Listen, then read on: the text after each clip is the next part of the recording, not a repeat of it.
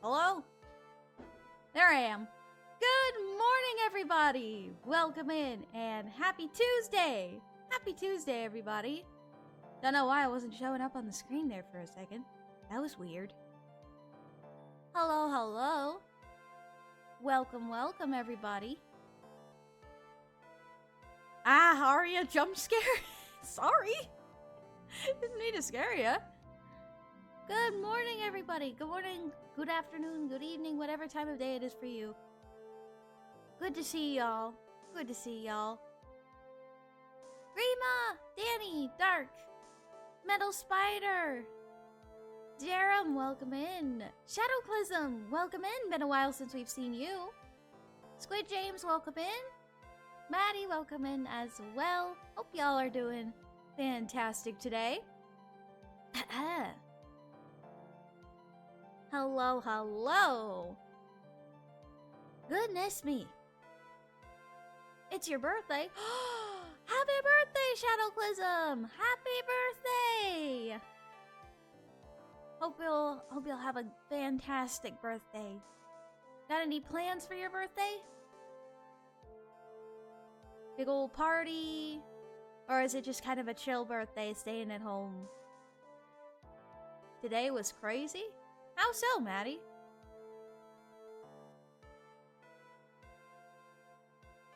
Yes, all the birthday wishes in the chat for Shadowclism. Good morning, Bray Jared. Welcome in. Goodness, I got a frog in my throat, I think. Or it may just be a little bit of phlegm. Gonna be going somewhere with my sister. Ooh, that sounds fun. Getting to hang out with your sister. That's an absolute blast. Sounds like it will be a lot of fun.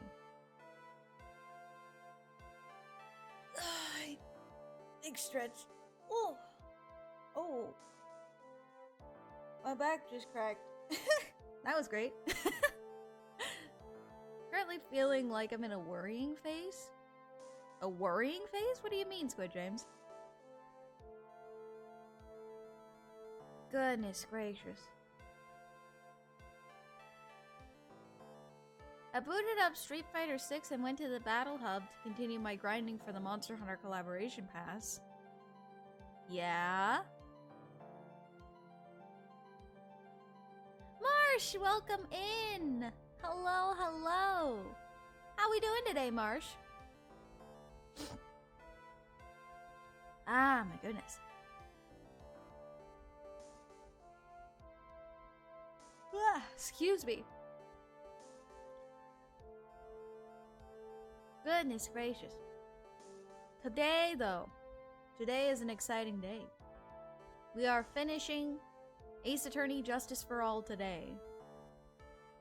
We are on the last little bit of the final case.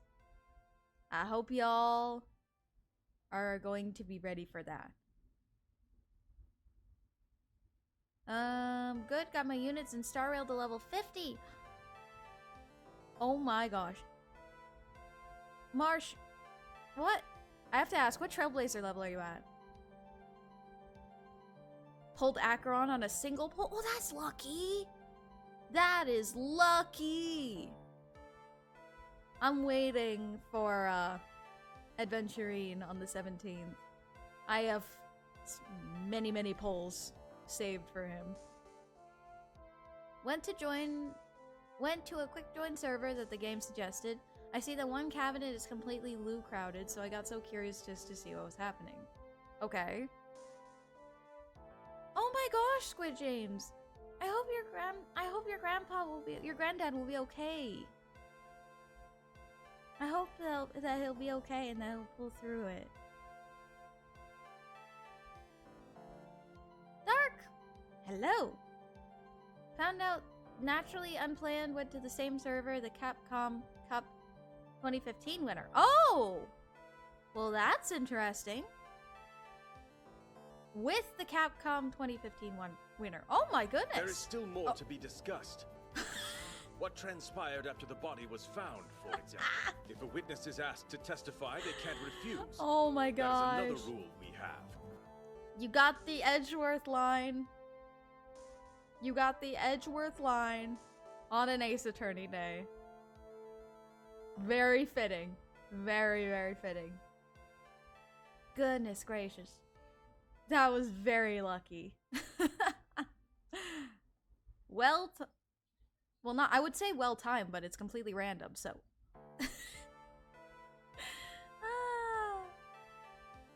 Online servers for the Nintendo 3DS and Wii U shut down last night. Ah. Rest in peace. Made a lot of memories on the 3DS, so, a lot of memories. Not necessarily on the online stuff, though. It's just the 3DS that really had the memories for me. Promise I am not making this up. He was live. I didn't know this was happening. That's cool! That's really cool, Maddie. I'm thirsty. Thank you for the hydrate. What about the power of waiting? You... Why did you do that while I was drinking water?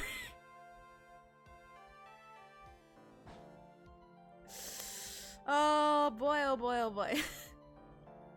Oh goodness. Alrighty. I think it is time though. It is time. Unfortunately I couldn't find him because the reserving was so long, but it was still awesome to see him there. That's awesome. That's really cool. We almost killed the boss again. Oh my gosh. The Donald scared me. Just coming into the view like, What about the power of waking? It's like, you didn't forget about the power of waking, did you?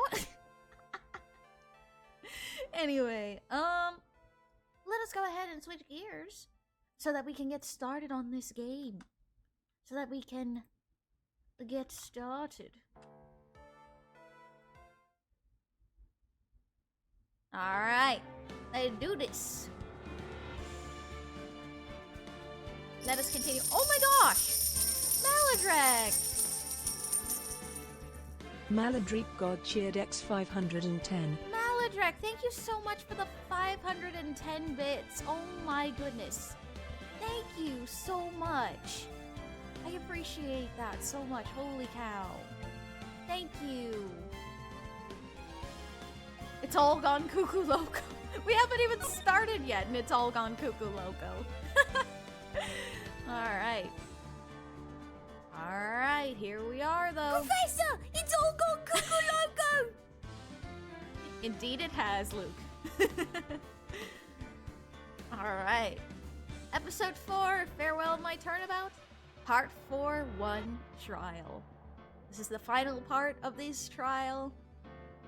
Final part of Justice for All. Here we go. This trial does have 2 parts. What a hag. Oh. What was that timing? How did I get into this mess? Whoa!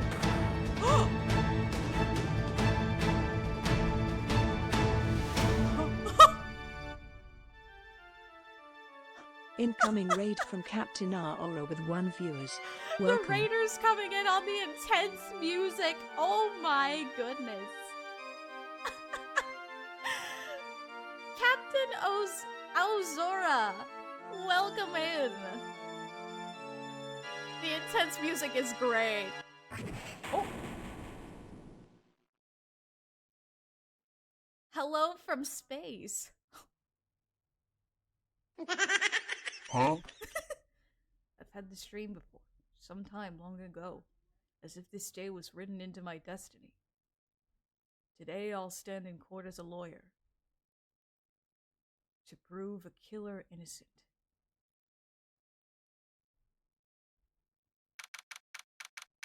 Ooh, boy, oh boy, oh boy. That was fantastic timing, Raiders. Captain Aura joins the guild. Holy moly. But welcome in, Captain Alzora. Oh my gosh! Captain Aura is now an officer. Oh! Captain Alzora, thank you so much for that follow, and welcome to the Shadeslayer Guild, as well as the Tier 1 sub. Thank you so much. I appreciate it. Holy moly. Thank you. I started a hype train too. Oh my gosh. Oh my gosh, Mango. What? Obscura Mango 693 cheer Dex 101. Oh my goodness. Thank you for the 101 bits, Mango. Mango! Oh my gosh. Obscura Holy Mango 693 cheer Dex 4. Hype train. Thank you for the 4 bits as well, Mango. Holy moly, that's 105 bits. Thank you so much. Goodness gracious. This is already off to a chaotic start, and I love it. This is amazing. Is it? You do math. Well, it is relatively simple math. Alright. Oh. And now the phone is ringing. Oh my god.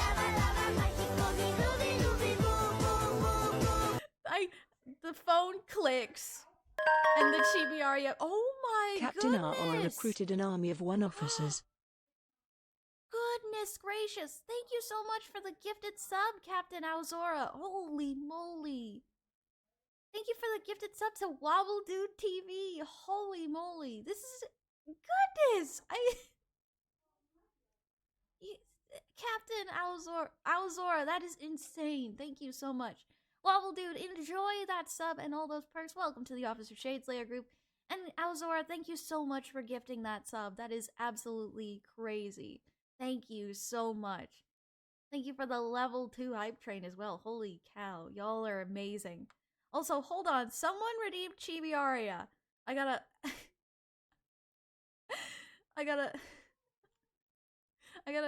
focus on switching my to the chibi. Hold on. You're about to get chibi jump scare here. Wow. Chibi jump scare. Alright. Goodness gracious. He went beyond indeed. Oh, though they went beyond indeed. Yes. Someone redeemed Chibi Aria, so Chibi is here. Hold on, let me set the 10-minute timer. Goodness gracious. We're already 20 minutes in and I've barely even started the game. Y'all are y'all are causing absolute chaos today. Alright, hold on. Yeah, we've barely even started playing. Oh my gosh, thank you for the head pats. Thank you. Thank you for the head pats. Let's see. Aria is short, so her head is an armrest. Really? Really? We're pulling out the short jokes right now? Alright, anyways. It is time to play the game. Hello, this is Phoenix Wright. You don't look so well, dude. You're gonna prove me not guilty today, right? Dude. What's up, Maladrek? What's up, Maladrek? I'm taller anyway. I know. Oh, hi, creepo. If you please, Mr. Lawyer. Oh my! Maladreep God cheered X 1000. We're not gonna get anything done. What the heck? Maladrek, thank you for the 1,000 bits. Holy cow. Goodness gracious. We're not gonna get anything done today. Holy moly. Thank you so much for the 1,000 bits. Holy moly. That's 1,500 bits. Holy moly. 1,600. My bad. 1,600 in this week alone. Thank you so much. Goodness gracious. I need a drink of water. I need another drink of water. Oh my Goodness gracious, Maladrek, thank you so much. Oh my gosh! And then... What? Maladreep God cheered X50. Thank you for another 50 bits. Holy cow, Maladrek. Thank you so much. Oh my gosh, I'm not gonna be able to... I'm not gonna be able to play. Hold on. Let's see. Oh my gosh. Oh. Remember, it's not just me. Your precious friend's life is riding on today's verdict, too.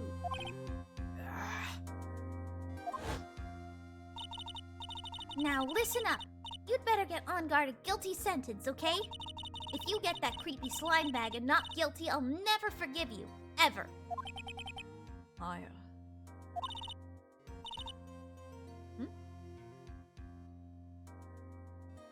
Phoenix. Oh! Phoenix. Phoenix! Mia! Maya! How's Maya? I don't know. You don't know? She hasn't tried to channel me since yesterday. Mia, what am I supposed to do? Well, like I said, for a lawyer, the worst of times are when you have to force your biggest smiles. Thank you so much for completing the hype train! Oh my goodness, thank you everybody. For those who supported the hype train. Holy moly. Thank you so much. But you can't give up. There's still some hope left. Stop it, please. There's nothing left. Not here. Not anywhere. Huh? Oh? Or so you say, Phoenix. Ah! Is that a cursed on guard again? Will you leave me alone? Look, don't call me anymore. I mean it. You're really mean, pal. Ah! Gumshoe! I'm really, really sorry. Poor Gumshoe. Thank you for the head pat. Thank you for the head pat. Poor Gumshoe getting yelled at. Where are you? They let me join the investigation team and we're chasing after the killer, pal. Oh my gosh, Shadowclism! Shadowclism _ cheered X100. Yippee. Oh my god. Yippee! Thank you for the 100 bits, Shadowclism. Holy moly. Thank you all so much for the support today. That is absolutely insane. Thank you. Then you have some sort of lead? Sorry, but right now we've got 0 leads on the guy. But we're not gonna give up. Gumshoe. Until the trial's over, until the verdict's handed down, we're gonna do everything we can to find the killer. If we can get Maya out, then you can get on guard the guilty verdict he deserves, pal. That's true. I could do that if they found Maya first. You got that? So you have to do whatever you can to make the trial last longer. I have to make the trial last longer? If you go on Mr. Edgeworth with everything you got, then the two of you can draw it out. Oh. Now I get it. I believe in you, pal. Oh my gosh! Captain Alll recruited an army of 1 officers. Alzora, thank you so much for the gift sub to Mikiyuki. Thank you so much. Thank you for gifting that sub. Holy moly, thank you. Between the raid and the gift subs and holy moly. That is insane. Thank you so much. Miki, enjoy that sub if you are here. Welcome to the Officer Shadeslayer group. Welcome in. Goodness gracious. I appreciate that, Melodrek. Oh my gosh, thank you. Awazora as well. Thank you so much. And Mango as well. Thank you, everybody who's donated today. That is absolutely insane. Thank you. I believe in you, pal. You and Mr. Edgeworth can do it. So, believe in us. We're gonna give it all we've got, just like you. Got it. Thanks, Gumshoe. Hey, Phoenix. You understand now, don't you? You have something money will never be able to buy. Friendship. It's the strongest weapon in the world, and you have it in abundance. Yeah. Looks like we're coming to the end. I have to make the trial last as long as I can. Gumshoe will come through. I know it. Alright. It is time for the trial to begin.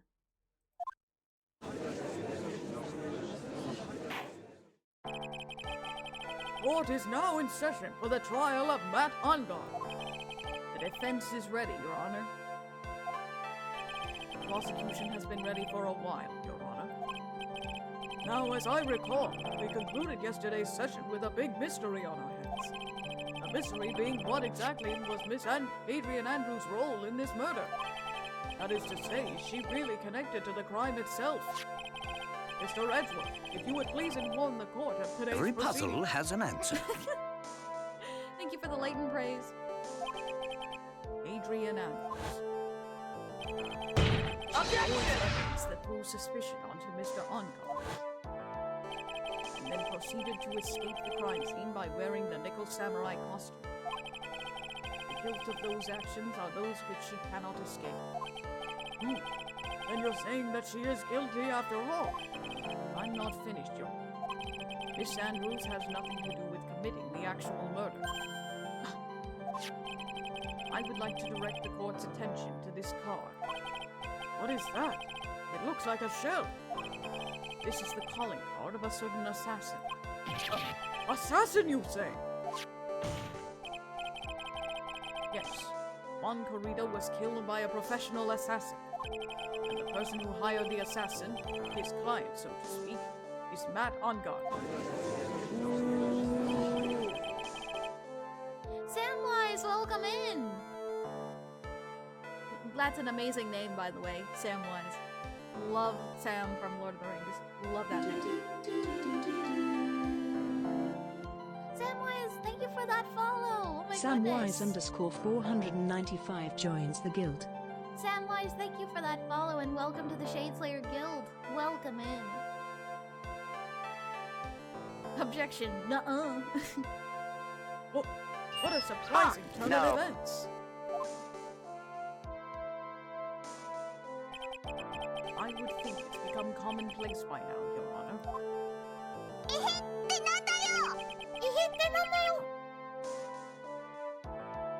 I know what's going on this time. So I know that everything Edgeworth has said is true. Up. 10-minute timer up. Hold on.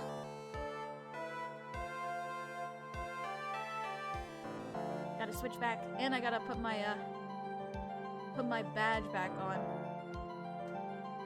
Otherwise, I can't be in a courtroom. There we go. Gotta put my badge back on. Alright.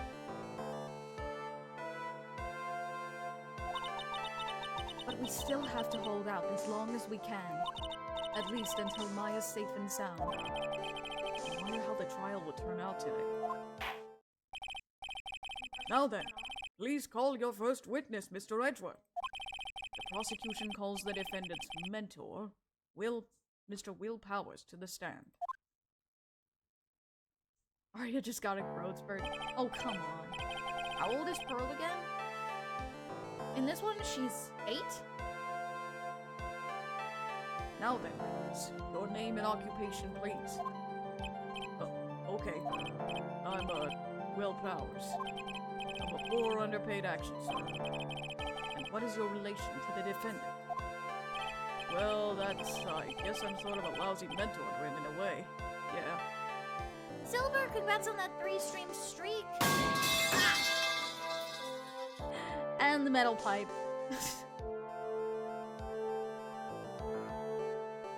This is the routine now. Every time Silver comes in, he drops the metal pipe. Mr. Powers, please. You don't need to put yourself down so much. Oh, sorry. Well, I'm just kind of a nothing sort of guy. Oh, poor Powers. Poor guy. On the night of the murder, you visited the defendant's room. Is this correct? Yes. I didn't know that. But you know, I didn't actually get to see Matt when I went in. All you need to do is answer what you're asked. Now, I would like you to please testify about when you went to Mr. Onguard's room. Okay, sure. Poor Powers. He needs a hug. Yes, he needs a hug. I know.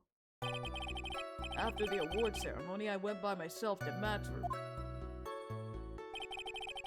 Matt was standing there in front of his room, still in his nickel samurai costume. He was talking to someone. At first I thought it was the bellboy. I watched the two of them for a while, but then I gave up and went back. Thank you for the hand pats. Dick, welcome in. Hope you're doing all right. Oh, thank goodness, Squid James. I'm glad. I'm so glad to hear that. Oh my gosh, Maladrak! Oh my Maladrak God gosh. cheered X95, POW. Maladrak, thank you for the 95 bits. Holy cow. Thank you so much. I'm enjoying a cup of hot bean juice. Hot bean juice. Oh, coffee. Okay. I was trying to figure out what you meant. I watched the two of them for a while, but then I gave up and went back. I had guests with me that night and couldn't make them wait for me. Nothing sounds out of place in Mr. Powers' testimony. And talking with the bellboy is no big deal. If one assumes that the person Mr. Onguard was speaking with was an ordinary bellboy, well, what are you implying?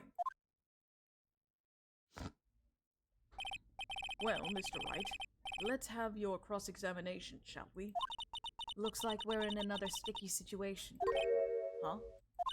A trap. Can't you smell it, Phoenix?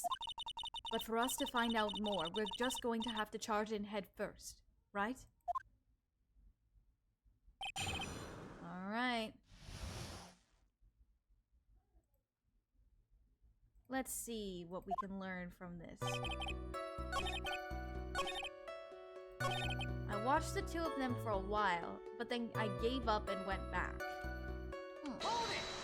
Interesting.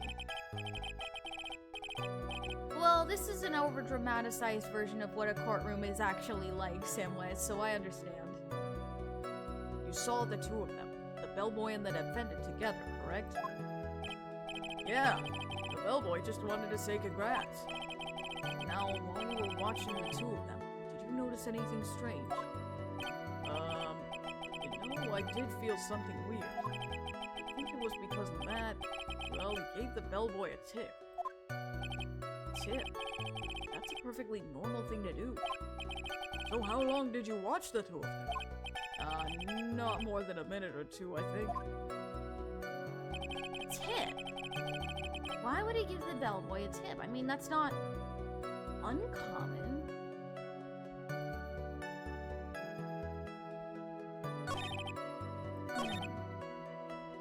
At first, I thought it was the bellboy. Interesting. At first? What do you mean by that? I didn't think he was a normal bellboy. And why was that? Why did I think that, Mr. Wright? How am I supposed to know? Hey, wait a second. Actually, Mr. Powers, only a few minutes ago, you stated... you know, I did feel something weird. I think it was because Matt, well, he gave the bellboy a tip. Could it be that you felt something strange about the tip-giving incident itself? Ah! Yeah, that's it! You really know your job! Mr. Edgeworth. Yes, you're right. His bellboy. He wasn't an ordinary one, was he? Perhaps we should let the witness tell us. Very well. Mr. Powers, please amend your testimony. You mean about the bellboy, right? Matt gave the bellboy a tip. That's strange. Onguard doesn't seem like the type to give tips. So he gave the bellboy a tip. What's so strange about that? Well, you see, Matt's not a poor penny pincher like me. I was trying to figure out how much it was because the tip really shocked me. How much it was? But that's when something even more surprising happened. The bellboy was putting the tip he got into his pocket. And that's when I got my first good look at the guy's face. I was really shocked. I'm afraid I don't follow at all. It sounds like Mr. Powers was surprised twice by this event. I wonder which of these shocking moments I should ask about. I think we should ask more about that tip. The defendant is a huge star. He can afford to give generous tips, wouldn't you agree? Alright, Deck, no worries. Go do what you gotta do. Have a good day at work. Stay sharp.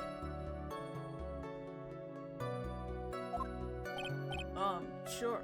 But giving him that much was maybe a little too much, I think. A little too much? Would you please clarify for the court about how much you would say the defendant gave the bellboy? Honestly, I don't know. I can't even begin to guess. And why is that? Because he gave the bellboy a really fat roll of cash. A roll of cash?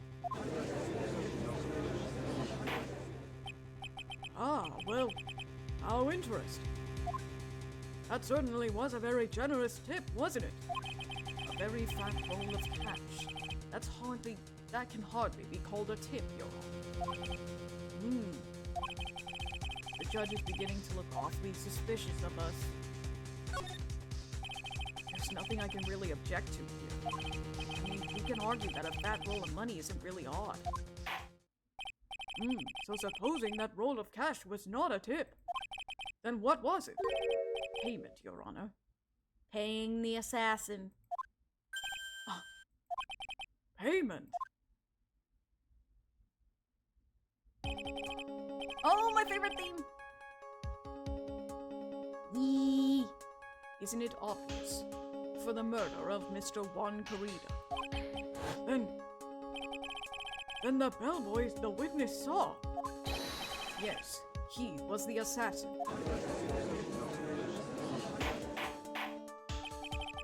Hold your horses now! Mr. Edward, you don't have any proof of this, do you? Have I ever been unprepared to support my claims, Your Honor? No, you have not. That's why you're awesome, Edward. I have here the card Shelley the Killer left at the scene of the crime. Shelley, the killer. He is the person the police's special investigations team has been chasing for ages.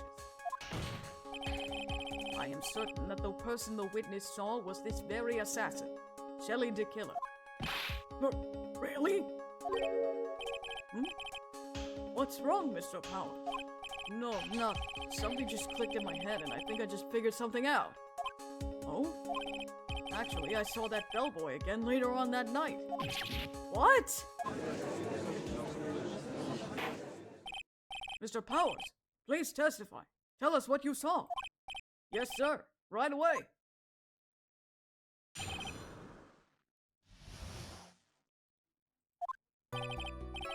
This time, I was in that hallway because I had to go to the bathroom.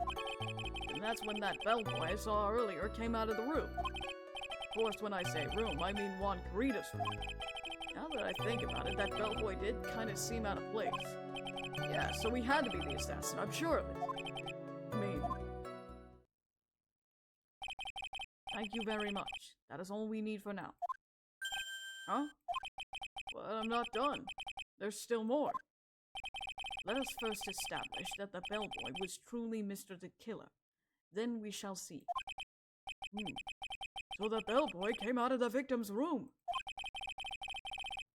And if that bellboy really was the assassin, then I think the answer is fairly obvious. That would be correct, Your Honor. Well, Mr. Wright, I believe it's your turn to entertain and make us laugh. Ha ha ha ha ha. This is no laughing matter. He was kind of being sarcastic there, Mia. Thank you for I'm the thirsty. hydrate.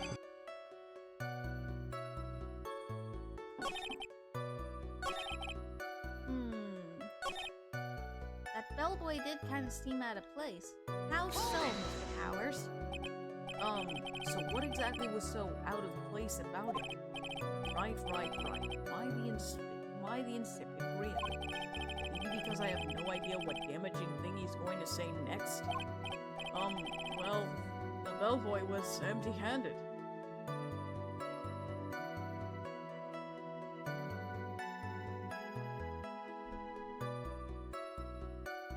Drink water. Water is good indeed.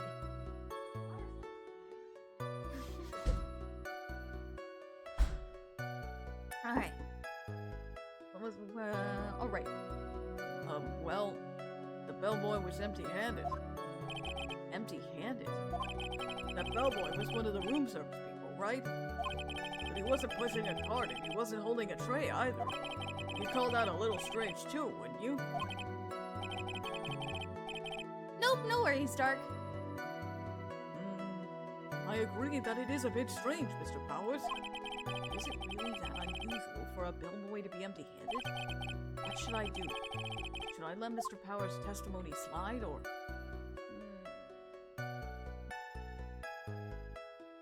I'm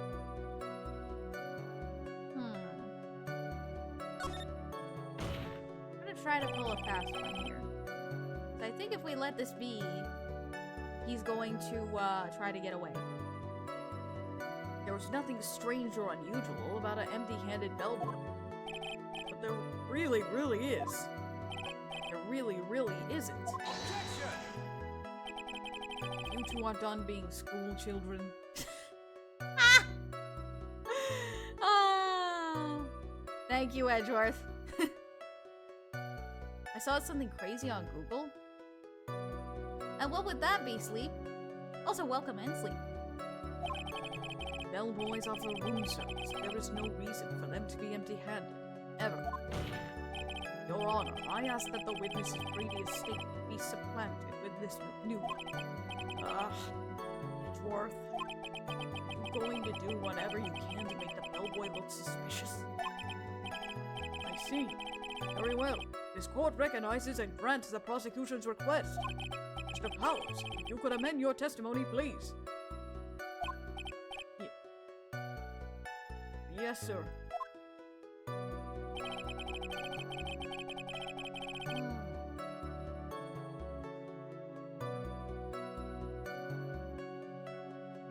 Unless anything is confirmed, Sleep, I would say take it with a grain of salt.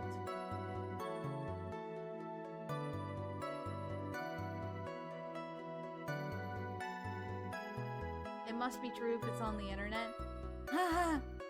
Not entirely. Oh, I didn't mean to do that. So you're saying that it's suspicious for him to be empty-handed? Yeah, really suspicious. I mean, when I first saw that bellboy... Oh! I didn't mean to do that. I accidentally right-clicked. I forgot that right-clicking can speed through it. Juice? What kind of juice was it? Pretty sure it was tomato juice. If we could come up with some sort of reason as to why they would come out empty-handed, some sort of proof, then I think we can dodge the bullet on this one for now. Proof, huh? Sounds like another job for the court record. Saint Seiya, welcome in! Alright. I think we have our proof on why he came out empty-handed. Mr. Powers. Yes?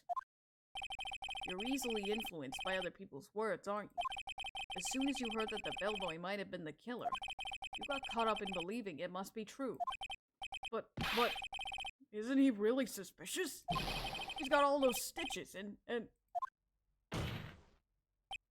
So, a baseball has stitches. Are you saying all baseballs are suspicious because they have stitches? Well, there's also... I mean, what about him being empty-handed? I would like to ask the court to please take a look here. This is the crime scene. There was a wine glass sitting next to Mr. Kurita's body. The liquid inside this glass is tomato juice. And Now, if you would look at what it is on the top of the table in the lower right corner here, anyone can clearly see that it is a tray with a bottle of tomato juice on it. The bellboy had just brought this to Mr. Kurita's room. He left the tray in the room, which is why he was empty-handed when he left. Ah! But that would mean that the bellboy had seen and left a dead body in the room. Ah, but can you prove that Mr. Kurita was already dead at that time? Mr. Edgeworth? Yes. I blame you for leading me down this route. I'm terribly sorry. What is with him? Why is he laughing? Because he knows the truth, Phoenix, and you do too. Witness, is there one more thing you would like to share with us? Is there? The bellboy was empty-handed. Or should I say empty-handed? I recall you had something interesting to say about his hands. Oh yeah, I almost forgot. Huh? What? What's happening today?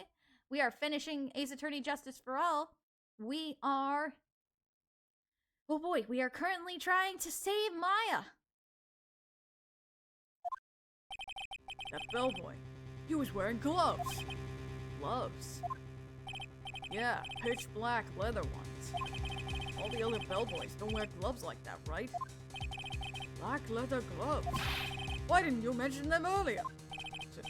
Sorry, it slipped my mind. Ah, boy, does this make that bellboy look really suspicious. Alright, gotta focus. Can't get lax here. So what if he had gloves? A lot of bellboys wear gloves.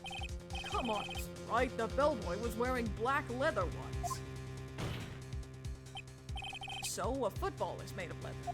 Are you saying all footballs are suspicious because they're made of leather? Oh my gosh, Phoenix!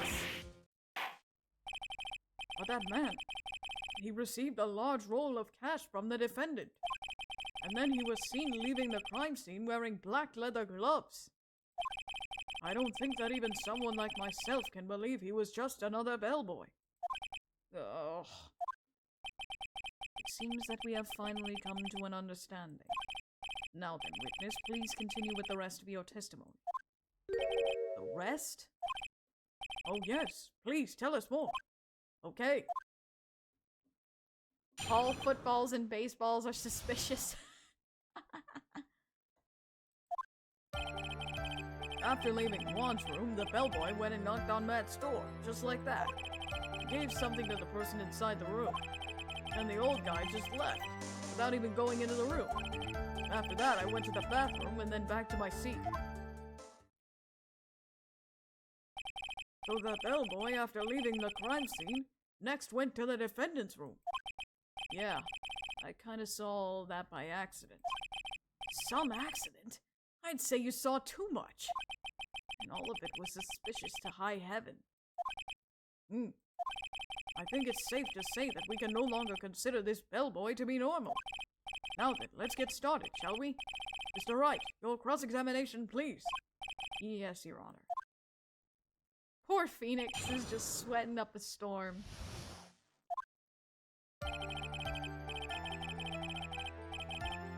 Goodness gravy. Do you know any games that you recommend playing? Maybe the one I'm playing right now?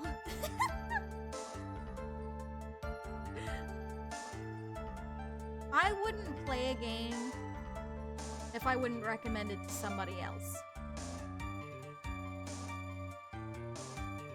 I like a game.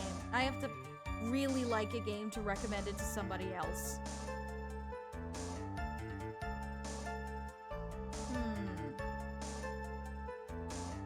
Curious though. Ariazilla? What? Remember, right? We can go on together with suspicious mind. What? He gave something to the person inside the room. And what would that be? Oh, Persona, definitely. I said hold it. Okay. That's better. What kind of statement is that? Please elaborate and give us a few more details. Oh, okay. Probably ask him only one question at a time. What is this something that you saw him give? He gave something to this person? Yeah. And what was this something? Ha ha ha. If I remembered what it was, I wouldn't be calling it a something, would I? But this implies that something was removed from the scene of the crime. Are you sure you really can't remember, Mr. Powers?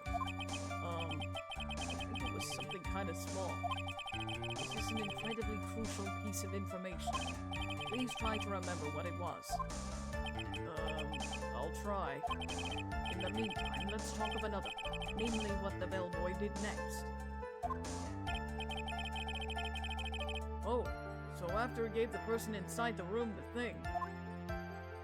Oh, I love the music for this game. I love the music for the Ace Attorney games in general, but this game has really good music. Just wait till we get to Trials and Tribulations, though. Whew! It's gonna be something else.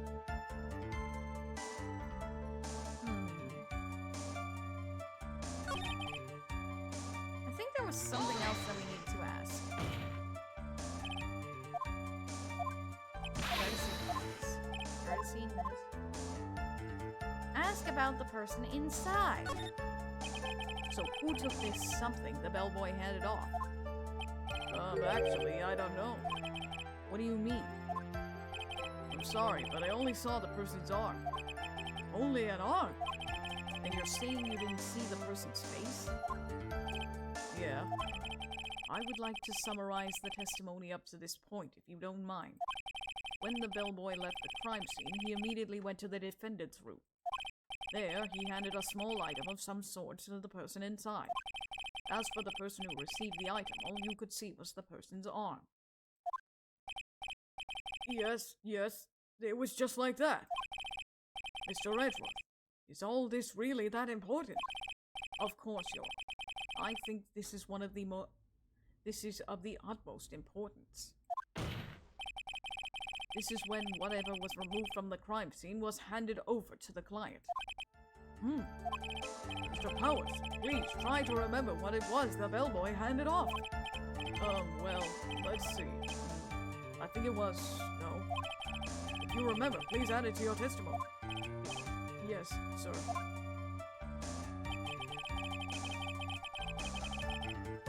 If I saw it again, I could say for sure. But I think it was some sort of wooden statue.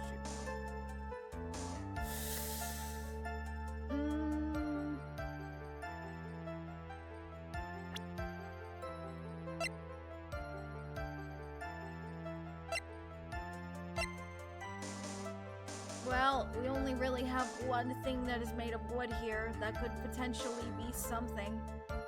But the bad thing was, this was found in Mr. Onguard's house.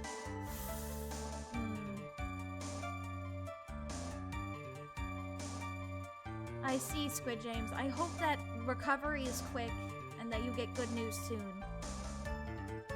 Objection! Wooden statue, you say? Indeed. What was the point of that pregnant pause? Where did that objection come from? Well, speak up. It was me, Your Honor. What is it, Phoenix?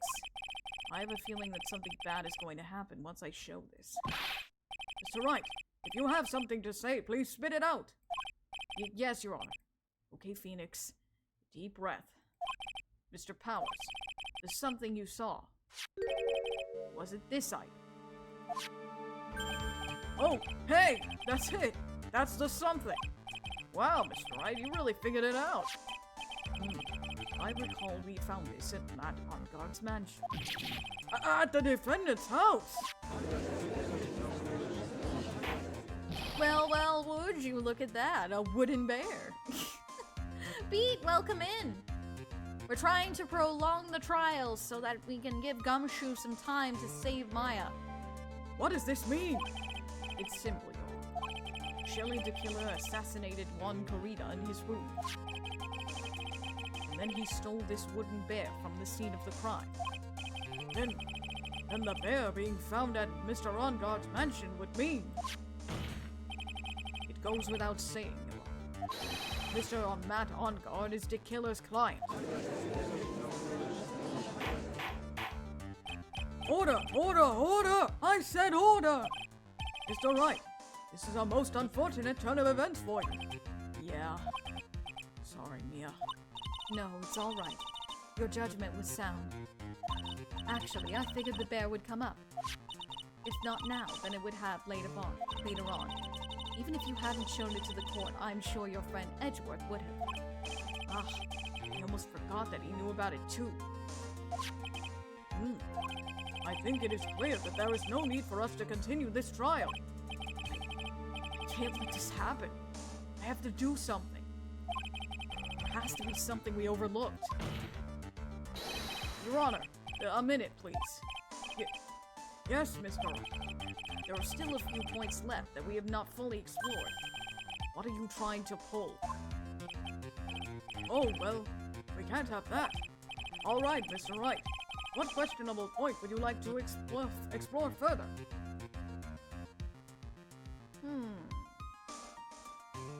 Maybe perhaps the bear itself? I think it's fairly obvious that the bear itself is very questionable. A bear, Mr. Wright. This was found at Mr. Onguard's mansion. However, Mr. Onguard was arrested at the hotel that night, which means that since the murder occurred, he has not had a chance to go home. Oh, I think Your Honor has already figured out what I'm trying to say. It's not possible that it was Mr. Onguard who took this bear to his mansion. Why, that's very true. We didn't consider that point, Mr. Wright. There was no way, time-wise, for the defendant to have taken this bear home.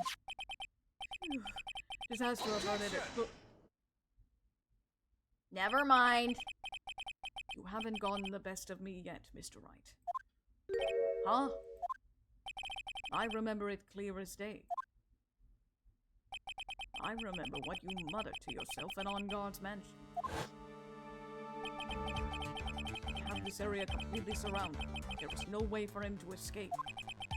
I can't believe it. That butler, all this time, he was the killer. The killer and Onguard were working together, so to speak. And the killer was hiding at Onguard Mansion as its butler. What a bold move! The bear figurine was brought back to Onguard Mansion by the killer himself. When it looked like he was about to be arrested, Onguard had him do so. I assume because it would have been bad had the police found it during their investigation.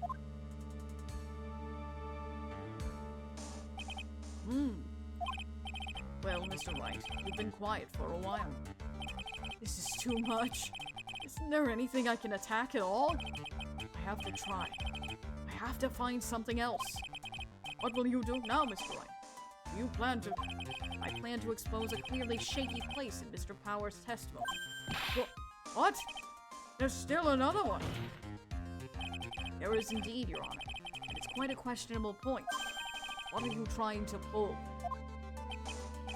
Oh, well, we can't have that. All right, Mr. Wright. What questionable point would you like to explore further? We're getting to the butler of this case. Oh my gosh, yeah. This case...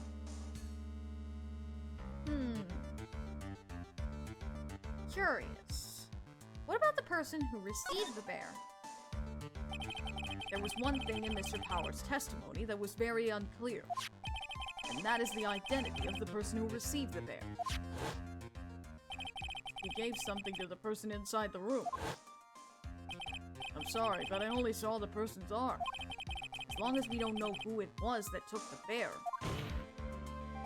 we can't be sure of... Ah!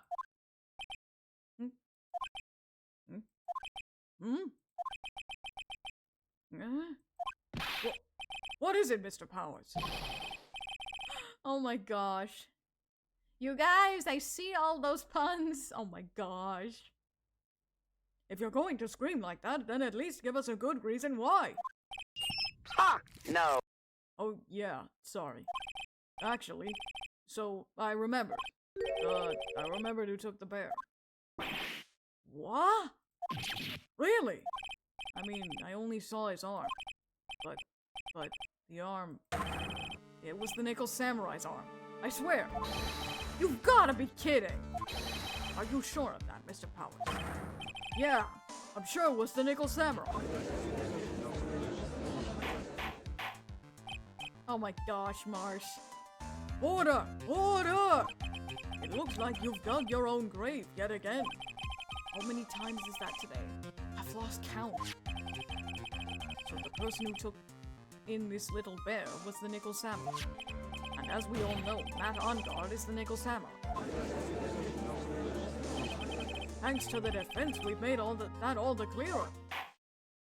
I think we've heard enough. We now know why this bear figurine was thirsty. at the defendant's mansion, Thank you for the hydrate. as well as who it was that received the bear from the assassin in his room. Everything has become very clear. The client who hired the assassin to commit the murder was Mr. Matt Onguard. I see no reason for this trial to continue. Therefore, I will now hand down my verdict. Thank you, Your Honor, for your understanding. You see, Mr. Wright, you could not win against the truth, could you? I knew it would turn out this way. After all, what Edgeworth has stated is the truth.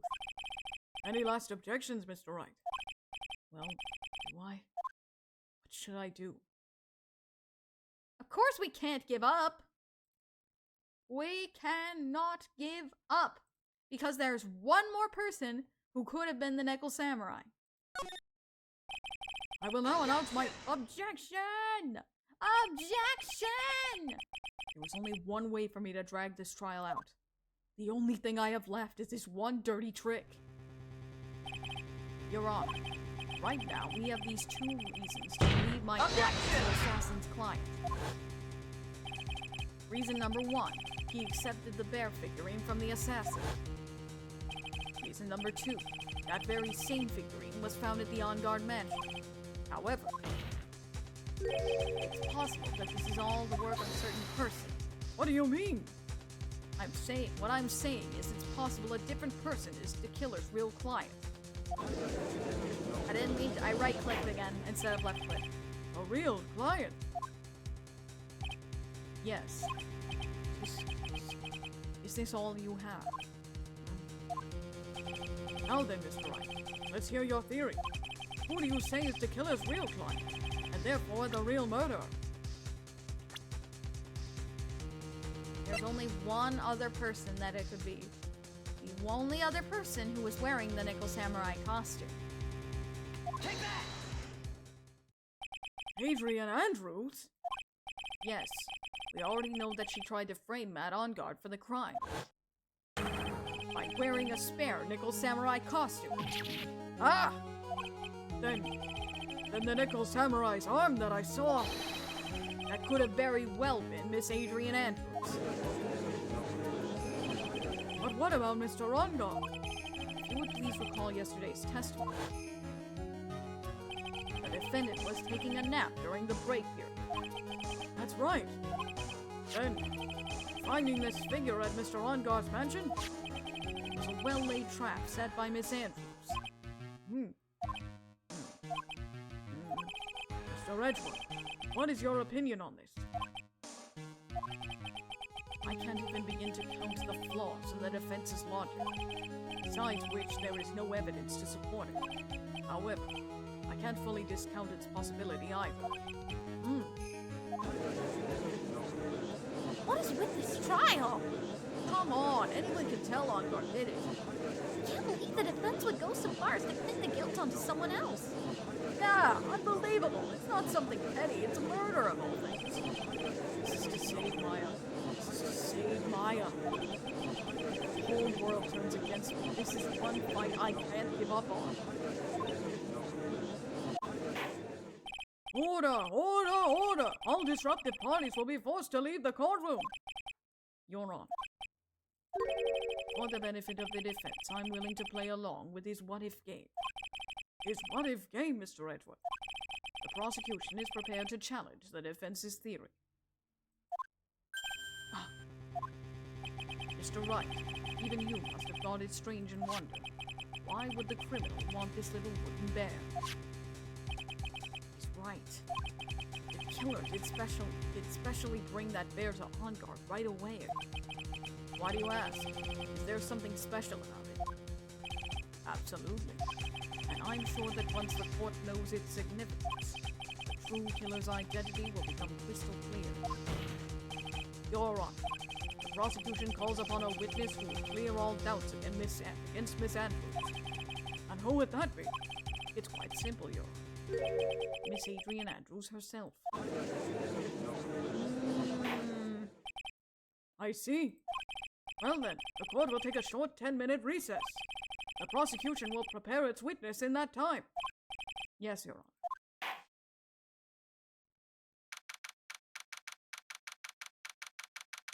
Oh boy!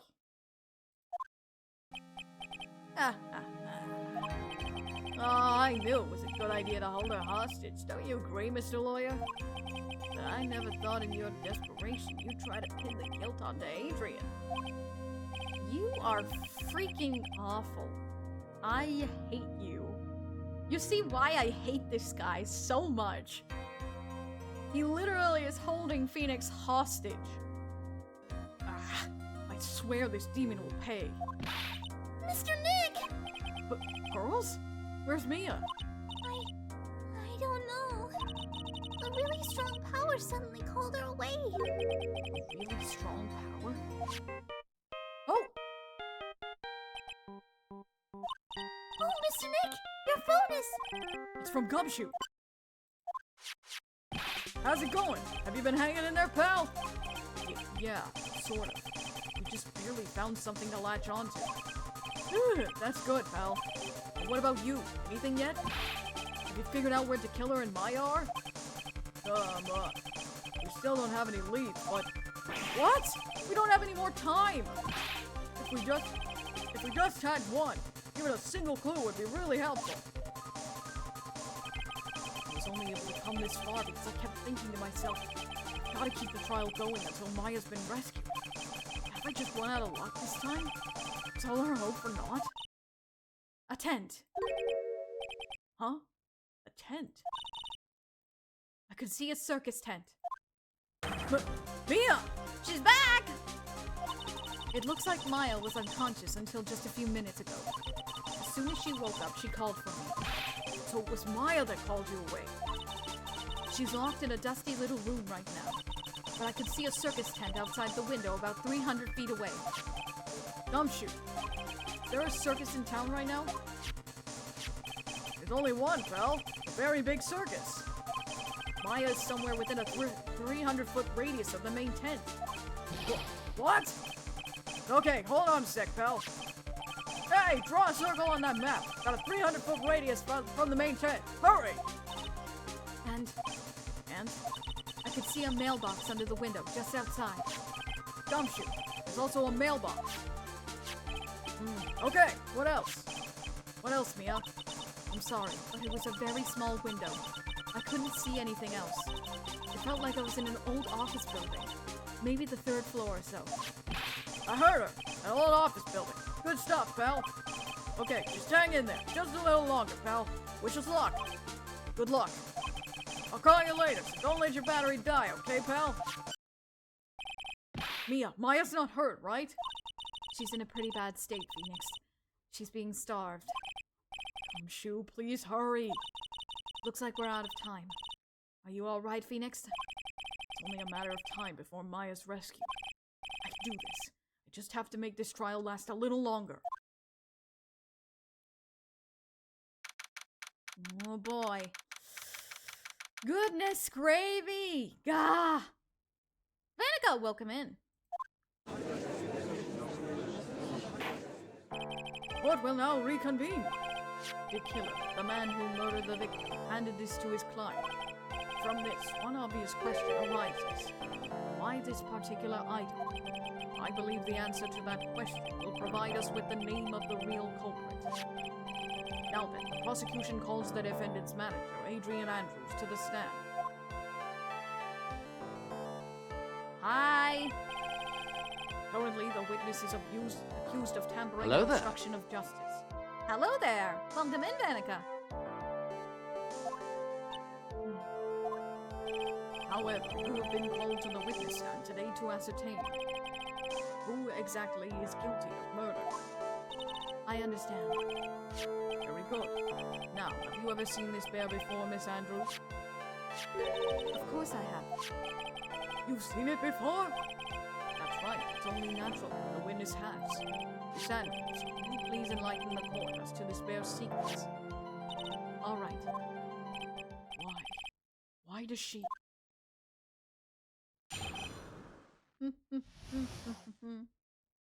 Till in the end the guy trips and falls down a long way of stairs. Well, no, he was strangled to death. Actually, this is an elaborate puzzle. If you know the correct order, it can be taken apart one piece at a time. As its center is a small cavity, with just enough room to store a small item. Because of its complexity, if you don't know the order, you can't open the bear. You really can't tell that it's just a small jewelry box just by looking at it. So this figurine, it's a container of sorts, is it? Yes. Looks can be deceiving, wouldn't you agree? Yes. This is superb craftsmanship. Oh, yes. I nearly forgot. You may begin your cross-examination, Mr. Wright. It looks like there really was something to that bear after all. Alright. Adrian Andrews. An elaborate puzzle. Puzzle. That's right. But it looks like an ordinary figure. True enough. To people who don't know, I'm sure they would have never guessed that this was a puzzle. Even Stretch. It's a puzzle. Every puzzle has an answer.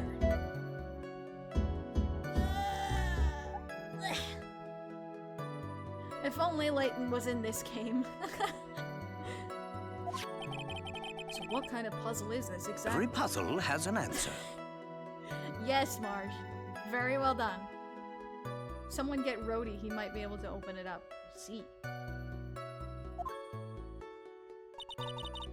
If you know the correct order, it can be taken apart one piece at a time. So you can take it apart. And how would one go about doing that? Well, you first turn its tail to the right and then push it in. Oh, yes, I see. After that, the arms and the legs are free to move and can be removed. Oh, this is most interesting.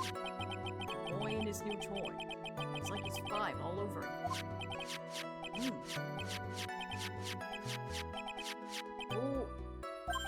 Oh, don't mind me.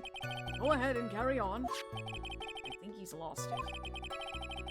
So what do you find after you take the puzzle apart? A small cavity with enough room to store one small item. And how do you know about this? I know because I was the one who bought it. Huh? It was a souvenir from a friend, from when a friend and I went to Switzerland. Then this was a present from you. That's right. It was a puzzle in the shape of a bear, so I thought it would be perfect for Juan. So it was a present from Miss Andrews. Witness, let's continue with your testimony. Because of its complexity, if you don't know the order, you can't open the bear. So who exactly knew how to solve this puzzle? Only the two of us, Juan and myself. It was a souvenir from Switzerland, so I doubt there are many people that with the same bear in this country. But this looks like it can be easily broken. Especially if someone wanted to get at what was inside. Well, it's a toy, but it can never be the same again once it's been broken. Oh dear. Is it weird that I find Miss Adrian Andrews attracted even though she's a witness? No?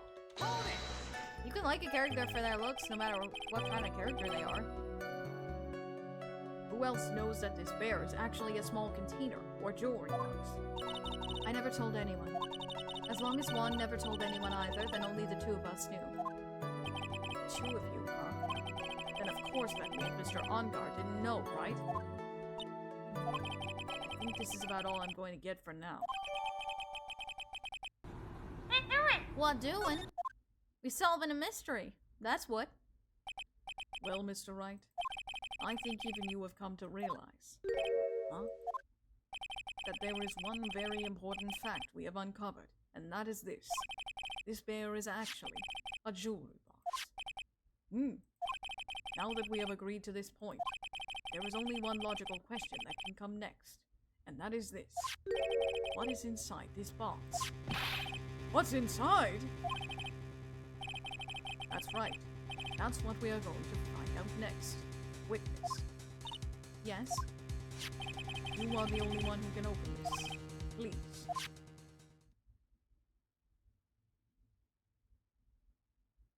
There's a painful silence hanging over the courtroom. All eyes are on Miss Andrews now as she solves the puzzle and takes the bear apart.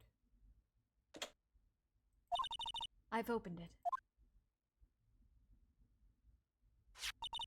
Is this what you wanted? What is that? It looks like a note. A note? I don't think we need to guess at what this is, do we, Mr. Wright?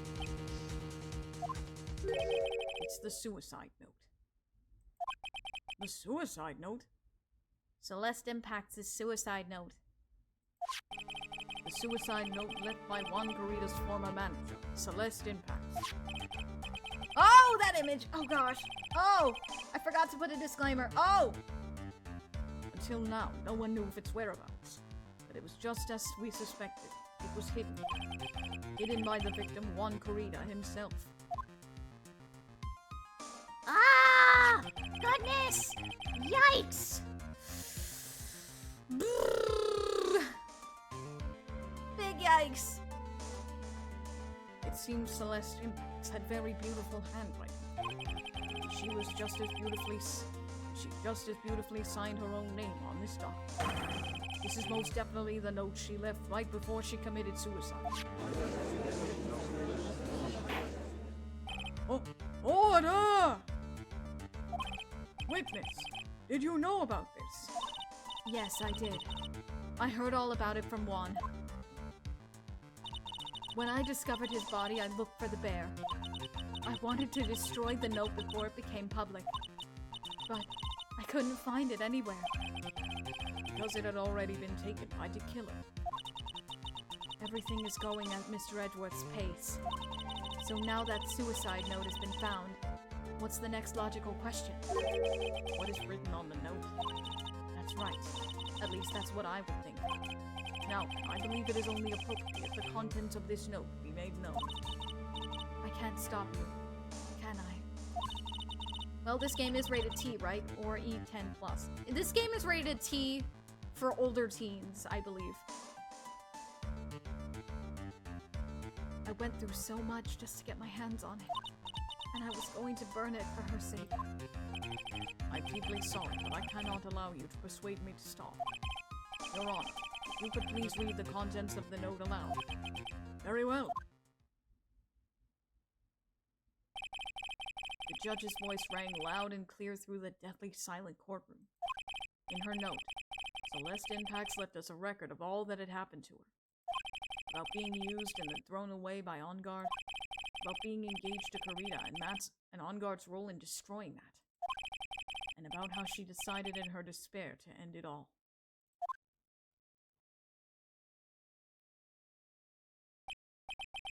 And that's all Miss Impacts had to say. There is one thing I would like to say here. The prosecution has no interest in slandering Mr. Ongar. Then what? Our intention, Your Honor, is to establish a motive for murder. Isn't that correct, witness? Yes. On the night of the murder, Juan was going to make the contents of the note public. After the post-ceremony show. He was going to hold a press conference. My word! Matt on guard values above all else his refreshing like a spring breeze image. Which is why he had to stop this note from being made public. At any cost. Celeste's suicide note, found inside the figurine. It tells of Enguarde's horrible misdeeds. It's Enguarde's fault that woman killed herself. And this time he even went so far as to kill someone to stop him from revealing that. How terrible! What a selfish person! Guess there are slimeball lawyers out there who will defend these creeps too. Poor Phoenix. There's no room for doubt. Mr. Nick-Killer's client's goal was to obtain this suicide note. The only person who needed this note that badly is the defendant. Let's not forget that the affair with the note inside was found at the defendant's house. It seems that we have come to the truth at last. The defendant's motives were entirely selfish. He deserves no sympathy from anyone. How am I supposed to escape from this one? Why the hesitation, Phoenix? Gumshoe hasn't called yet, so you know what you must do. No. I have to carry on and buy him some more time. Okay. There are two deadly pieces of evidence. The figurine and the suicide. Maybe somehow I can find a way out of this situation through one of those. The gavel is already in the judge's hands, Phoenix. Hurry! The suicide note or the figurine? Which one of these should I pursue? Aiden, welcome in! Having spaghetti for dinner? Yum! There is a way. There is a way. We are going to present the suicide note. Please wait, Your Honor. I will have order. I will have order indeed. Oh man, look at that lawyer. He's still going at it? It's like he doesn't care that he's trying to get a killer off the hook. I think Your Honor believes that Matt Enguarde killed in order to obtain this note. Yes, that is correct. That seems a little strange. In fact, I think there is a contradiction here. This note was hidden by Mr. Kurita until the night of the murder. If that's the case, I'd say that Matt Enguarde could not have known what was written on this note. Oh, I didn't think of it that way. Exactly, but I did think of it that way, and I thought it was rather strange. No one in their right mind would kill for a note without first knowing what it said. Order, order, order! You make a valid point, Mr. Wright. Mr. Edgeworth, what is your opinion? It was just a flash. I think I did rather well on this one. Unfortunately, I think he believes differently. Oh, that smirk. I believe a show of appreciation is in order. Huh? The defense seems to be in love with wishing more despair upon itself. Huh? I would like to direct the court's attention to this. What is that? It's a very small video camera, Your Honor. This type of camera is commonly used as a means of spying. Spying? What the? I thought the spy camera was in my possession. Matt Enguarde and the victim both thought of the other as their biggest rival. 25th Jays, 25 welcome in. Jays joins the guild. 25th Jays as well. Thank you so much for that follow and welcome to the Shadeslayer Guild. Welcome in. Voice adds a nice touch of love to the gameplay. I love voice acting these characters for visual novels like this. They even went so far as to use this type of item to find each other's weaknesses. And the victim, Juan Carrito, was being spied on. His personal life was being watched by none other than Matt Enguarde. Order! Order! Mr. Wright! Yes, Your Honor. Oh, Jays, I love Professor Layton. We play Ace Attorney on Tuesdays and Professor Layton on Thursdays, so you are definitely right about that. Yes, Your Honor. Don't tell me you knew about your client's spying activities. Well, sort of. Sort of is not an acceptable answer, Mr. Wright. I see you are confused, Mr. Wright. You're probably thinking, but I have the camera that was in the stuffed bear's eye. But this camera that I have is not that same one. Last night, I searched the victim's house on a hunt, using this gumshoes bug sweeper. By the way, Mr. Wright, the defendant's fingerprints were found on this camera. That Ungon's fingerprints were on there. Well, Phoenix, I'm thirsty. thank you for the hydrate. Gonna eat a hot dog, solve this case for me, will you, boss? I will. Will do. Enjoy the hot dog. And stay sharp. Water. Well, Phoenix, it looks like those cameras were hidden all over the place, huh? What am I supposed to say to that evidence? I think this is the end. It's fairly obvious that Mr. Ungard learned of the suicide note through this. He was watching the victim all along. He got me good this time. I don't have anything to counter that. Hey, now what's that lawyer thinking? Mommy, is that man the bad guy? Bad killer guy? Shh, stop, don't look at him. Wait, sweating is yourself. Here, nasty. Phoenix, Yes, Chief? have you figured out what you're going to do next yet? DBC, welcome in. What am I going to do next? Running away like a frightened child work?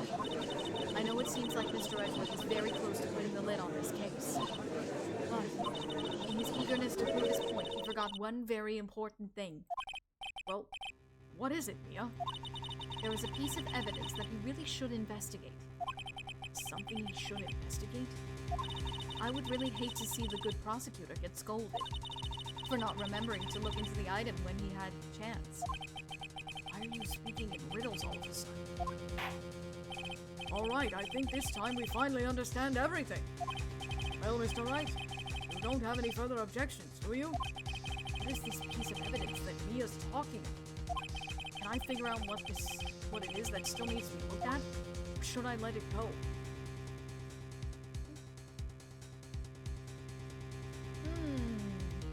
I think there's something that still needs to be looked at. I have an objection, Your Honor.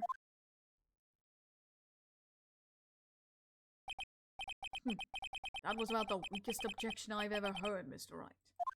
Objection! Your Honor, the defense has no intention of letting this go so easily. You're beginning to sound desperate. That's just your imagination, Your Honor. Mr. Edgeworth, this is not like you at all. In your eagerness to prove your point, you've forgotten one very important thing. Enjoy your dinner, Dark! Hey, isn't that what I just said? So you're telling me that I forgot something? You're so close, Mr. Edgeworth. There is something you really should examine about this piece of evidence. Can you confirm that the suicide note was actually written by Celeste? Can you do that? This impacts the suicide note, right? Who knows? I mean, sure, this suicide note was found inside this bear. But this bear was in my possession until only a few moments ago. Which means the handwriting on this suicide note is yet to be analyzed. Oh. So, as to whether this pivotal piece of evidence was really written by Miss Impax or not, that is yet to be even remotely confirmed. Mr. Wright, you can't seriously be suggesting... Mr. Wright, are you saying this suicide note is a fake? Miss Andrews, you were the only one who tried to pin this murder on Mr. Ongar. Who's to say you didn't create a fake suicide note and put it into the spare? How dare you! Your Honor, the defense is indiscriminately accusing the witness again. There is no evidence linking the witness to the suicide note whatsoever. But But if this is a fake, then the witness is the only person who could have made it. What? Recall the witness's testimony concerning this figurine. The only person other than the victim who could solve the puzzle is the witness herself. Ah! Miss Andrews, you wrote this note, didn't you? You wrote it so you could use it to frame Matt Onguard. I did no such thing! Right. You're going to pronounce this suicide note a fake. Then show this court some evidence to support your theory. Mr. Edgeworth, you were the one who presented this scrap of paper as evidence. That means the burden of the proof lies with you, the prosecution. That's enough! Mr. Edgeworth, can you confirm the handwriting on this suicide note? Slayer fan, welcome in! It is as the defense stated. The handwriting is yet to be analyzed. If that's the case, it seems that yet again we have reached a point where a verdict is impossible. That's impossible! This isn't good, Phoenix. The judge is going to carry this trial over one more day. I don't think Maya will physically be able to make it another day. Ha! I can't read. I didn't want to have to do this, but I don't have a choice. I request that both the prosecution and the defense further investigate. Handwriting analysis, my butt. That's just the liar trying to buy more time. Onguard is guilty. Look, any idiot can tell you that. I think we've reached the end of the line. Guilty! Guilty! Guilty! Oh my gosh.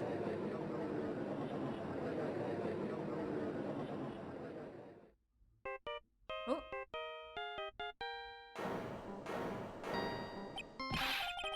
What is that sound?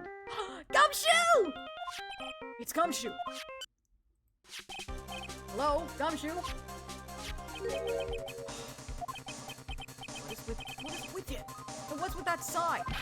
Where's Maya? What happened to the killer? He got away. What?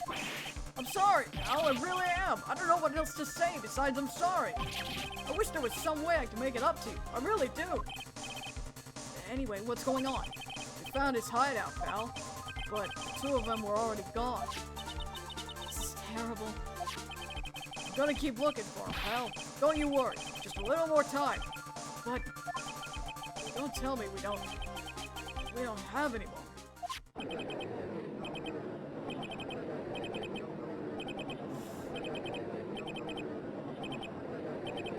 Yeah, we're kind of out of time. You hear that? They're calling for his head. That's right, I can't. For us to come this far and... Oh! What is it? Let me talk to Mr. Edgeworth. I can't do that. Mr. Wright, would you please get a hold of yourself? Yes, Your Honor. I'm about to end today's proceeding. You may take your phone calls after. Hold on, Your Honor. Edgeworth, catch. Take that! Mr. Edgeworth! Please, you gotta buy us some more time. Court is in session. Oh! Oh! Dang! Oh! I'm sorry, Your Honor. You were saying... Mr. Wright, this is a court of law. I'm sorry, Your Honor, but... I am reluctant to do this, however. It appears that I have no choice but to suspend proceedings until tomorrow. This time I really can't do anything. Court is now adjourned for the day.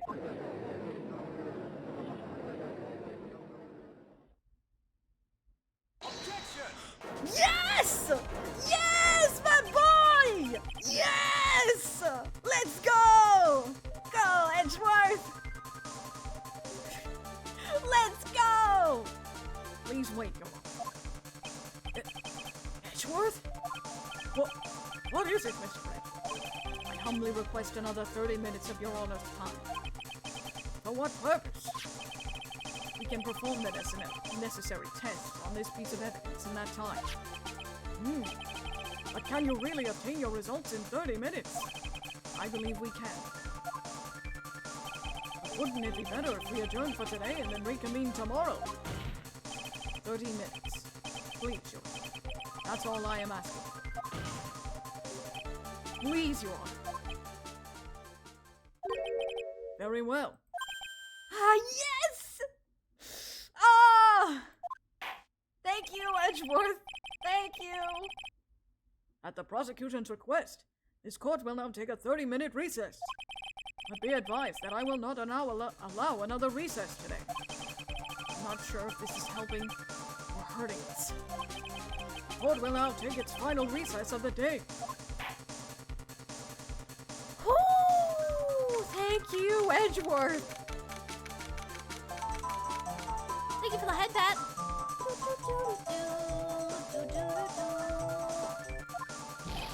Right. Well, what's going on with Maya's situation? Kill him. It looks like he got away again. 30 minutes? We can't find her in that time.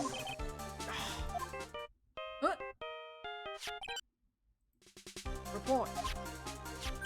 Ah! There's that Mr. Edgeworth. We don't have time. Just spit it out.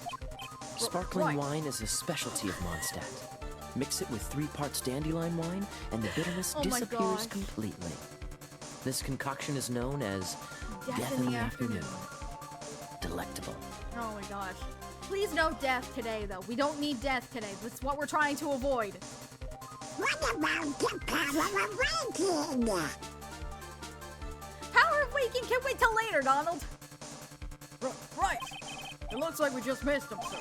Killer left a few things behind by accident in his rush to get away. A few things. Did you use any of them as evidence? Oh, I thought you'd ask, pal. Huh? Got the things he left with me right now, and I'm on my way over. Really? That's any items like that are usually sent to the crime lab first. We don't have time to wait for those guys, sir. When those guys weren't looking, I swiped the stuff and ran. What? Well, I'm not a detective anymore, so I had to... I'm really sorry, sir, but I gotta put the law on hold for now. Sounds bad. I hope he doesn't get in too much trouble. With my hunk of junk car, I'd say I'll be there in about 20 minutes, sir. Don't worry, I'll be there. Wait for me. Alright, just get here in one piece. I'm on a mission and no one can stop me now, sir. No one. I'm pulling out all the stops and running every red light. Items left by the murder. Maybe there's something among them that will be decisive enough to end this. Oh!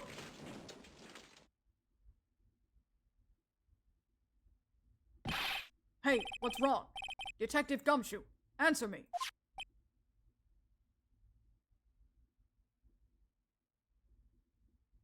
That's not good. No one can stop me.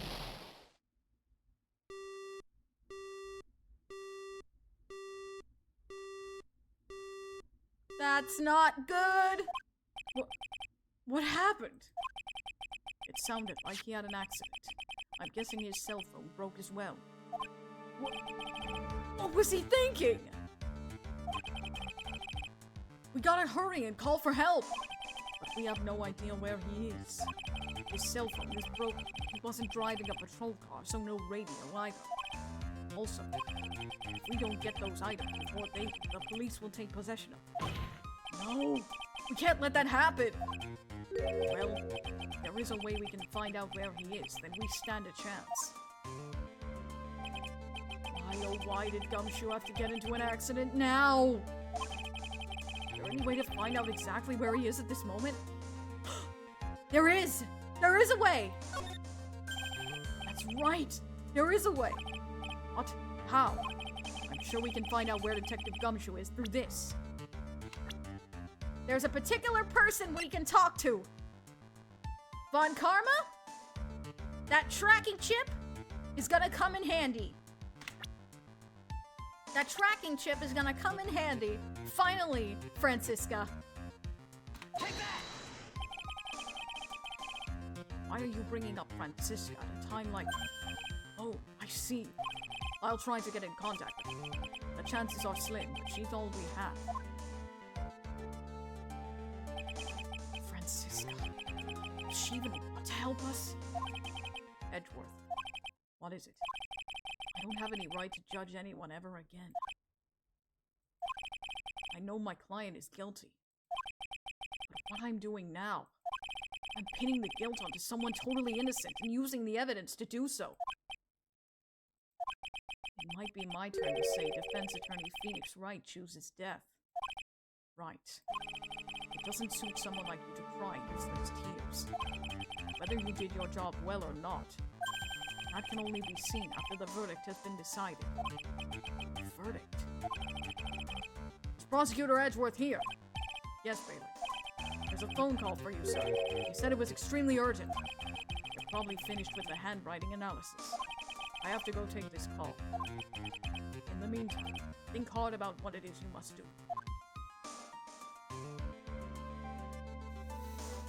Oh boy, oh boy, oh boy. Yeah, we're definitely running into overtime on this case today. We are running into overtime today. Oh, there's no way I'm leaving it off on that. We are finishing this case today. We're gonna go into overtime, but that's okay. Alright. I'm gonna take my break real quick before we get started on this, though. And I will be right back. Don't go anywhere, everybody. I will be right back. BRB!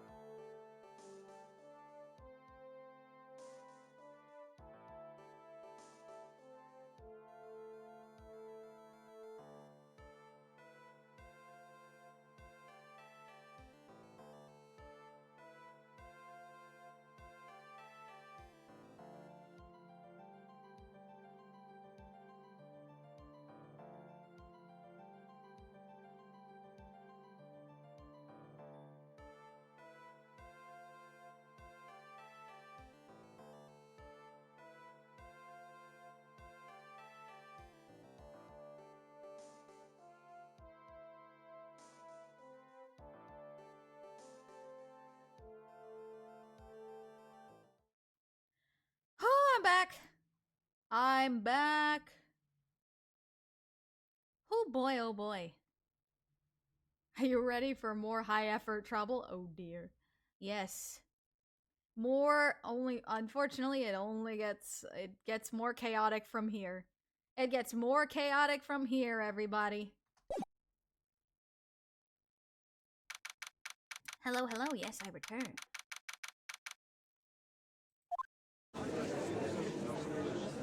Yes, and we back. Like I said back in case 3, push through, we're so close. We are. Court will now reconvene.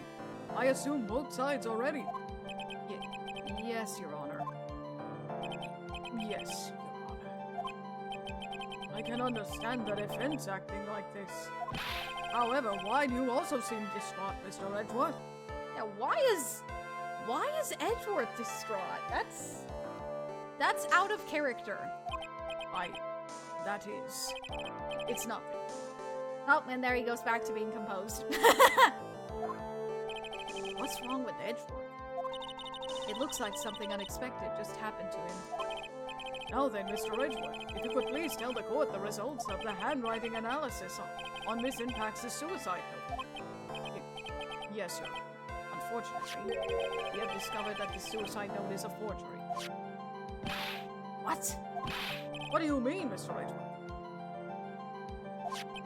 This note was not written by Miss Impax herself.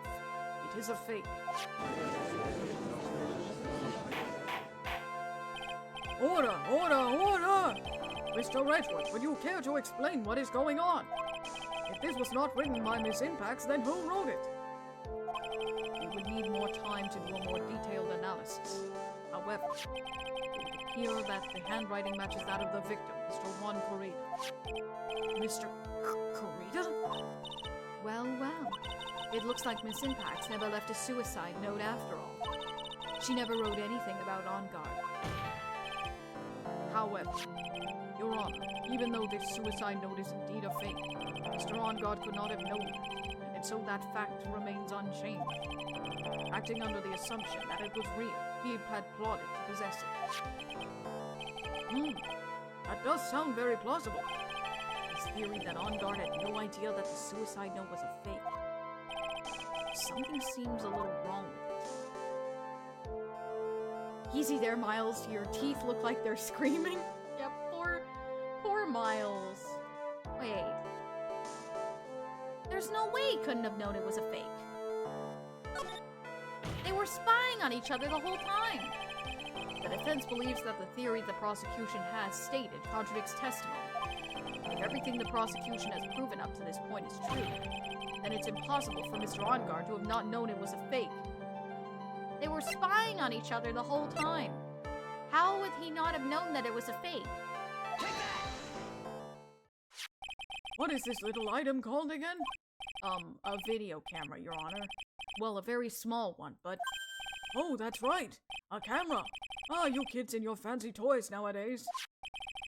Mr. Edgeworth, earlier you claimed that Mr. On Guard knew of the existence of this note because he was spying on the victim. Isn't that right? If that were true, then this means Mr. On Guard would have known that the victim had forged the note. Ah! So then the defendant knew the suicide note was a fake. And if that's true, then the situation has suddenly changed in a very dramatic way. Exactly, Your Honor. Prosecution's theory as to what Mr. On Guard's motive for murder was, it has suddenly disappeared into thin air. But Your Honor, it's not as if Mr. On Guard monitored Mr. Corrida 24 hours a day. Perhaps the victim wrote the note in a place Mr. On Guard didn't know of. Well, right back at you, Mr. Edgeworth. Why didn't you show us some proof that the victim made the forgery at an unknown place? Oh boy! Order! Order! Order! Mr. Edgeworth, it looks like this time it is you who has dug his own grave. As I figured. Huh? As you figured? As I figured, it came down to this after all. Mr. Edgeworth, you are not making any sense. When I heard the results of the handwriting analysis, I thought this might happen. The question is, what next? What next? If the prosecution can't prove Mr. On Guard's motive through the evidence, then we must prove it from another angle. Well, I agree with you there. Your Honor, the prosecution would like to call a witness to the stand at this time. Oh, well, that's fine. However, this witness is a little unusual. Oh, I remember this. Oh dear, here we go. I remember this. Edgeworth stuttering? This is not like him at all. Unusual. Well, what sort of witness is this person, Mr. Edgeworth? This witness is one who is perfectly fit to answer once and for all the question of who was it that hired Shelley the killer to commit murder? That's impossible! Who in the... No such person exists who can answer that question with such certainty. Yes, Mr. Edgeworth. Who is this witness? Yes? Go on. Who is it? The man himself. Mr. Shelley the Killer. Oh, Mr. the Killer. Wait! Shelley the Killer? Oh boy, oh boy, oh boy! The killer in the house! Oh boy! You mean the killer? I mean the assassin. Yes, Your Honor. He's coming here? To the witness stand? I'm Thank you thirsty. for the hydrate. Well, yes, in a manner of speaking. I recognize that this is very unusual circumstance, so I ask for your permission. Well, Mr. Wright? Yes? Is this all right with you? Do I have a choice here? I can't really do much else to drag this trial out. The defense has no objections, Your Honor. I wonder if it really is all right to do this. Very well, then. The prosecution calls its witness to the stand. Edgeworth, is there no other way left to us? Now then, witness. Your name and your occupation, please. Very good, sir. My name is Shelley the Killer, and I am a professional assassin. The radio.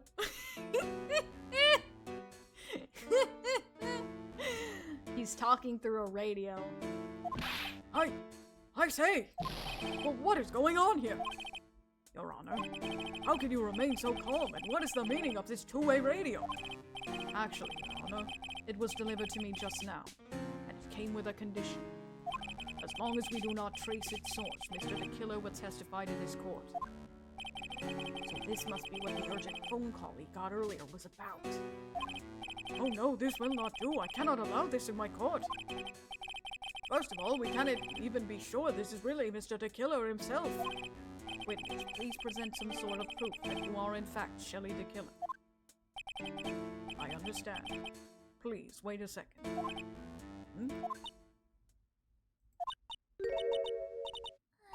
so hungry. Maya! Maya! A voice! Mr. Wright, can you confirm anything from this? The defense has no objections to this person. We are satisfied that this man is indeed Shelley the Killer. It looks like we have run into yet another unexpected turn of events. Verdict killed the radio star. Oh my gosh. Well, it doesn't seem like we have too many choices under these circumstances, so... Now then, witness. There is one thing I would like to confirm before we speak of anything else. And what would that be? At the request of a client, you killed Mr. Juan Carida. Is this correct? It is as you say. I did indeed kill Mr. Carida.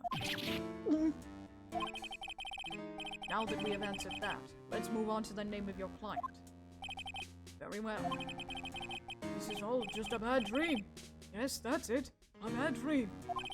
Shelley the Killer. What is he going to say?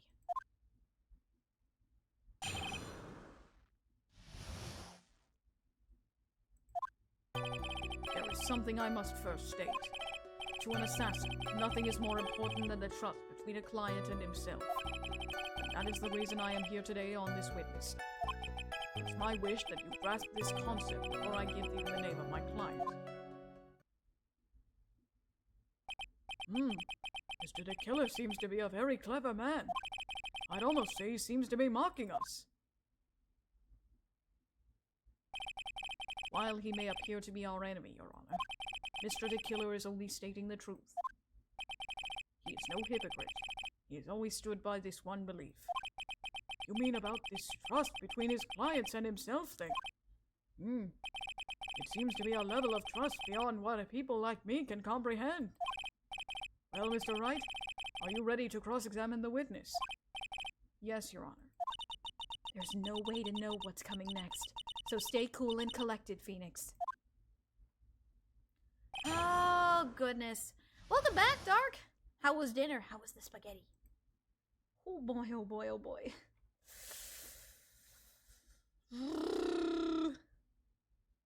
Goodness.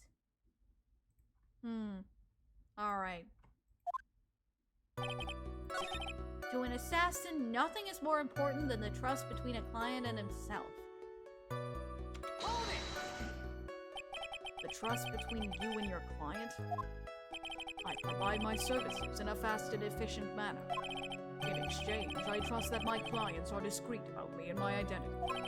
If too many people knew my face, it would be quite troublesome. And that is why you are testifying in this manner?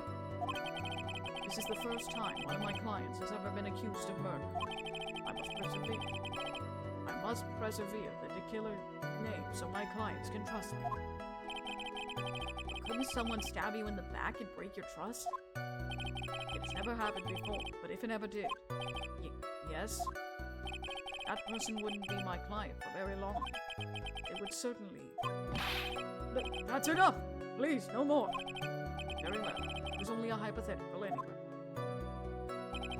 Testimony from a radio assassin. I mean, we got a testimony from a parrot last game, so this is normal.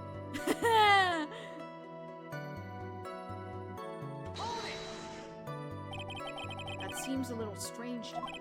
I mean, you're about to tell us the name of your client. I would think that this would be very bad for them. It doesn't matter to me.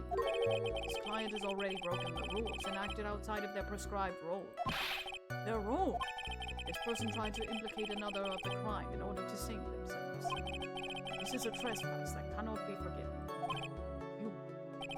Who gave you the right to be so high and mighty? The gentleman who spoke just now, excuse me, but would you care to die? No, I didn't say anything. Goodness! Yikes! Yikes! The judge had better watch himself. Yikes! It is my wish that you grasp this concept before I give you the name of my client. Yikes. Big yikes indeed. The trust between you and your client? Wait, did I do this? I did this one already. Oh, right. Oh, right! I forgot about this. I'm sorry, but I was wondering about something you just said. You said that your client had already broken the rules. A person who frames another is the worst kind of human. And that's why you feel you can betray this person? I have no trust relation with a client who can't understand their assigned role. Just my luck. An assassin with a conscience. Who would have figured? Now then, everyone, do you think you can understand my logic? This case just keeps getting better and better. If you can't, then I'm afraid we can't proceed. Everyone understands your point, I think. Really. In that case, I believe I am prepared to disclose the information you seek. You've made it crystal clear that you value trust over all else. I believe we are ready. Excellent. That is the... Alright. Alright, let's hear who this client is.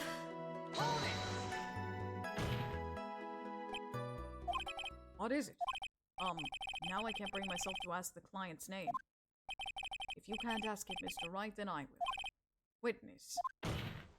What is the name of your client who requested the murder of Mr. Juan Corina? That person's name is...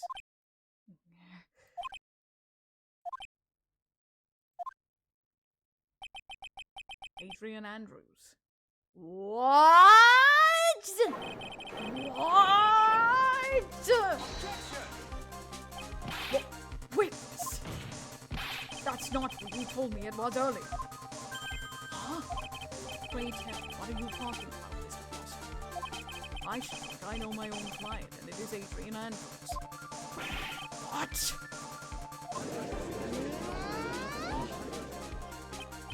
This can't be. On the phone earlier. What's going on here? My guess is that Mr. the Killer just stabbed Mr. Edgeworth in the back. Stabbed Edgeworth in the back? I'm sure in order to get an audience with this court, Mr. the Killer told him a different name. Matt Ungard, perhaps. I knew it. This is outrageous. I was deceived. This witness is telling a very serious lie. But you were the one who summoned this witness. You, Shelley the Killer. My testimony is the truth. The defendant at the moment is Matt Ungard. Am I correct? All I wish to do is help procure his acquittal. Wow. All of a sudden, it feels like we can actually win this. Yeah. The prosecution has failed to provide a motive and has instead provided this suicide note, which is a forgery created by the victim.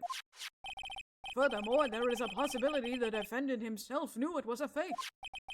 But most definitive of all, we have heard from the assassin himself the name of his client. Mr. the Killer's client who requested the murder was not the defendant at all. No. With all this evidence, it is obvious to me that this means that Mr. Matt Ungard is innocent. I seem to have caused you all a bit of confusion. Please continue your discussion and call me when you've received a verdict. Bailiff, please bring Miss Adrian Andrews in immediately. What now? The way this is going, Ungard will be found innocent. This may be our last chance to save Maya. But Edgeworth is right. The killer is lying. And Ungard, my client, I know he's guilty. Can I live with myself if I win this? Who would have believed the prosecution's own witness would absolve the defendant? Your Honor, the prosecution requests permission to further question the witness. Shelley the Killer is certainly lying under oath. It wasn't me! Listen, everyone, please! That testimony just now was all one big lie! Miss Andrews. The suicide note may have been a fake, but that man, Matt, he's the reason Celeste died. And Juan's death, it was all because he got pulled into Matt's twisted world.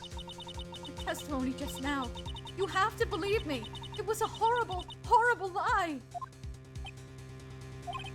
But Mr. the Killer himself has testified. He has named you as his client. No, that's not true. Also, there is quite a bit of evidence that points to you. A knife and button, donning the nickel samurai costume. But that's... You even have a motive. You know that Miss Celeste Intax was a large part of your life. Oh, that image again. You wanted to follow her, and you wanted to revenge against the two who hurt her. I would say you have plenty of reasons to want them both dead. No. Mr. Wright! You know the truth. Tell them. Tell them the real story. Who the real killer is. Please, help me. Yes, I know the truth. Mr. Wright. Yes, Your Honor. I believe we have reached the end of this trial. Therefore, I ask the defense for any final words or opinions. I will have order. Do I take the not guilty verdict and save Maya? Or do I throw this chance away and wait for Gumshoe's new evidence? What am I supposed to do?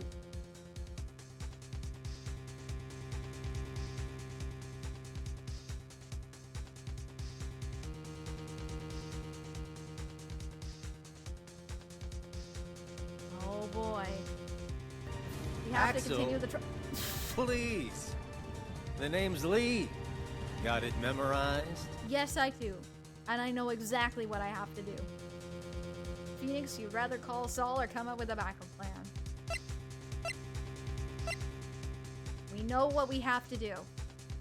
And that's continue the trial. Phoenix, I can't do it, Mia. I can't accept a not guilty. You are a lawyer. I know. But the man on guard is a killer. A murderer. I can't let him get away with this. I can't let someone else take the fall. If I let Miss Andrews be convicted, then I'm no better than On Guard. Even though I don't want to admit it, I have to face the fact that it's because of Edward that I now know the real truth. He could have gotten On Guard convicted so many times over, but he never took a single one of those chances. If I take this verdict right now, I'd be betraying his trust. His trust? I never thought about it until now. I trust him? Yes, you do, Phoenix. Yes, you do. Mr. Wright, your opinion, please. The defense requests that be allowed to further question Mr. the Killer. Am I hearing you correctly, Mr. Wright? Right. But, that witness has cleared your client through his testimony. Your job here is done. I'm not done yet. To see through witnesses' lies and find the truth. That is my job, Your Honor. There's still more evidence to look at. And I'm sure that once those pieces arrive here in this very court, a miracle will occur. Very well. The trial will continue. Mr. Edward, please re-establish connection with Mr. the Killer. Right away, Your Honor. Has a verdict been reached? Before that, we would like to talk with you a little more. About? All you needed from me was the name of my client. What else could you need me for? Well, actually, we would like to hear everything you know about this case. That is how things are usually done. What is he talking about? Usually done? What shall we have him testify about now? Mr. the Killer, if you don't mind, please testify about your client in more detail. You legal people and your procedures. Is it any wonder no one likes to go to court? All right. Here we go. Also, if you chose, there's a thing. If you chose to get the verdict, you would get the bad ending. Just putting that out there. As I have already stated quite a few times, Adrian Andrews is my client. However, one thing I simply cannot overlook is tampering with the scene of the crime. My client did it to frame another for the crime, while pretending to be the first person to discover the body and enter the scene. Adrian Andrews already knew from the beginning that Moncarita was dead. But even more appalling is the creation and planning of the knife and the button.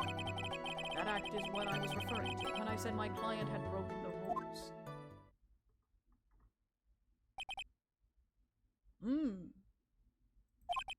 This is a most unexpected turn of events for the, 5th time now? It's good that Arya knows what she's doing. I know what I'm doing. I have big brain right now. However, this time, everything has finally been revealed. Objection! Just a second, Your Honor. Yes, Mr. Edgeworth. We still have the cross-examination to do. But you don't need to question testimony like this. Do you, Mr. Wright? Your Honor, the defense will question the witness. As if I have a choice here. Huh? Why? What this witness has said is nothing but beneficial to the defense's case. If you scrutinize the testimony, then I'll expose the lies in that oh-so-beneficial Another testimony, puzzle I suppose. solved. Exactly. I don't understand what's going on anymore. That makes 2 of us. Let's go! Thank you for the latent praise.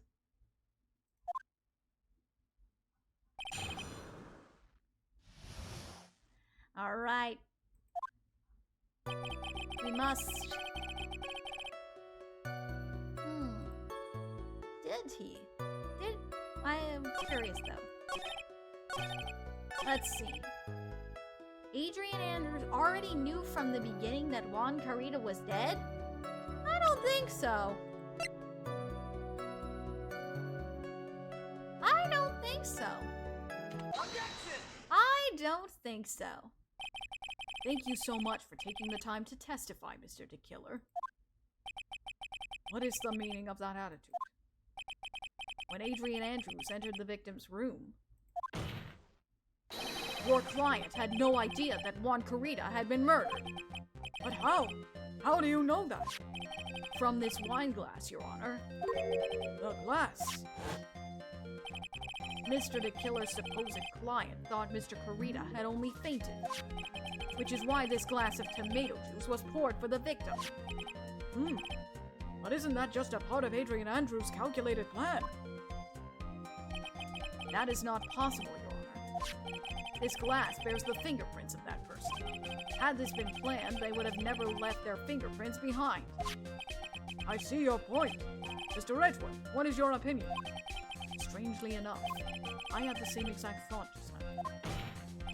Witness, how do you explain this strange phenomenon? Isn't it a waste of time to ask about such a minor detail?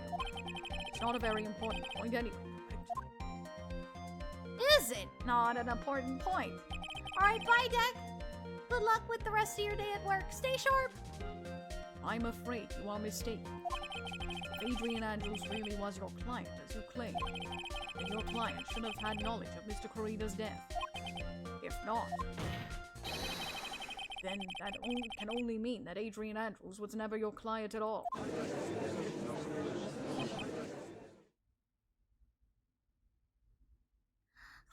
Luxie! Welcome in! Can we get a shout out for Luxie, please? How are we doing today, Luxie? Hope you're doing well. After we rescue Maya, we're getting Maya millions of burgers. Oh, yes. Absolutely.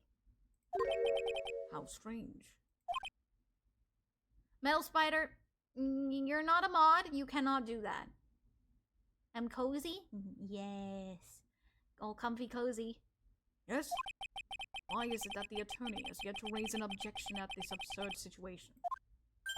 Huh?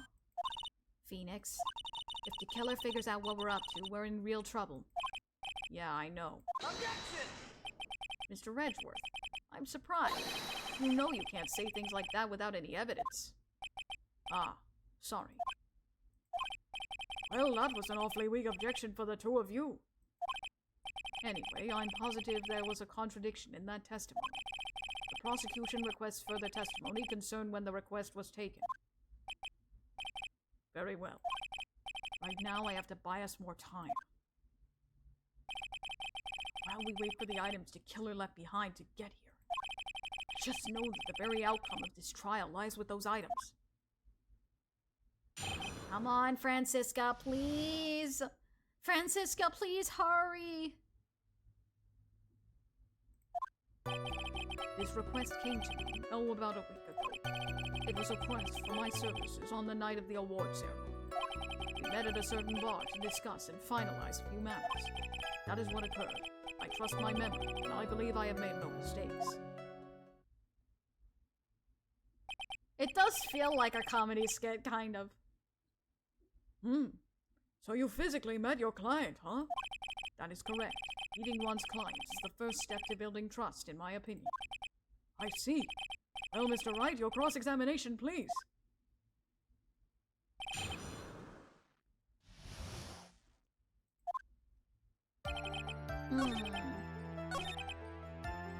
We met at a certain bar to discuss and finalize a few matters, huh? And you physically met Adrian Andrews, right? Of course I did. What was that? What was with that brief pause?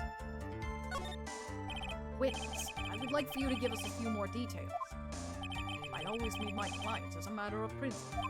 I have never taken a request by telephone or mail. And why is that? That's because I value the trust between a client and myself above all else. The only way to establish that is to speak to the client while looking them in the eye. Well, Mr. Wright, was the testimony now of any importance? It was very important. Of course, it was very important, Your Honor. If Mr. the Killer had met his client before the murder, then it's unlikely he is mistaken. So you're saying that his client really was Adrian Andrews? I guess so. See, it's just as I said. I'm so lost. Who the heck am I supposed to be helping here? Calm down, Phoenix. Think carefully and relax. Now then, would the witness please continue?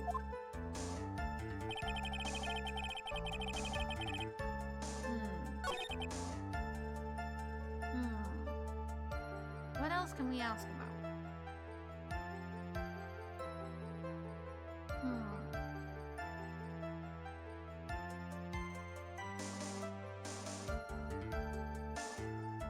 I think I messed something up.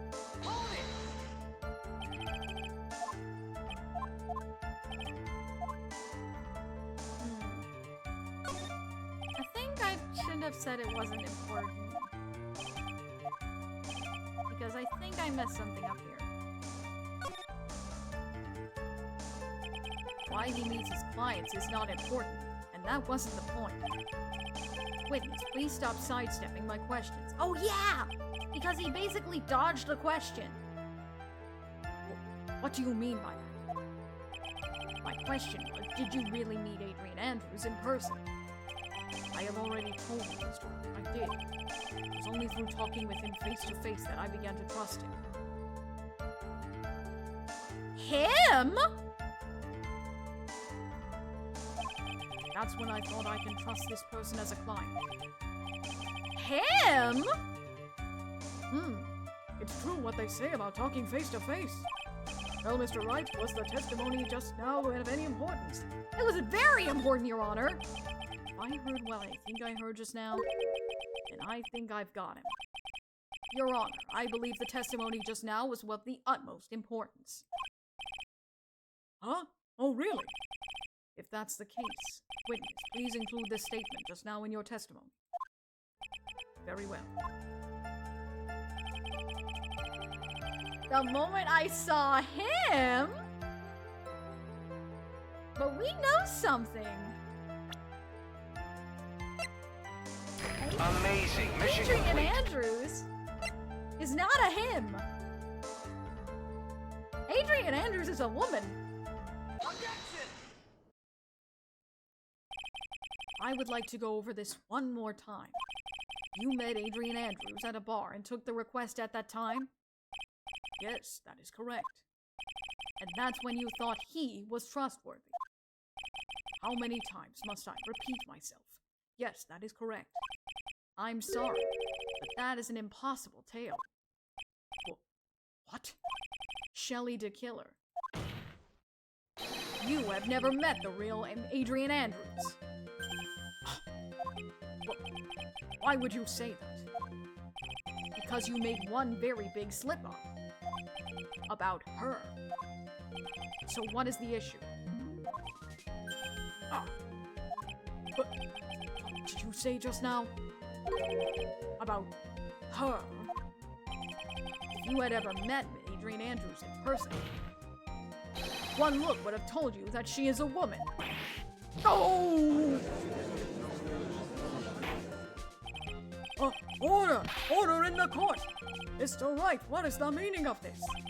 This witness testified to the following, that he always meets face-to-face with his clients when taking their requests. But he has never met Adrian Andrews in person. Yes, sir. That is exactly the point. That means Mr. the Killer's client could not have been Miss Adrian Andrews. Ooh, the radio is sweating oil! Mr. Edward, I understand your logic on this. However, why would the assassin make such a basic mistake?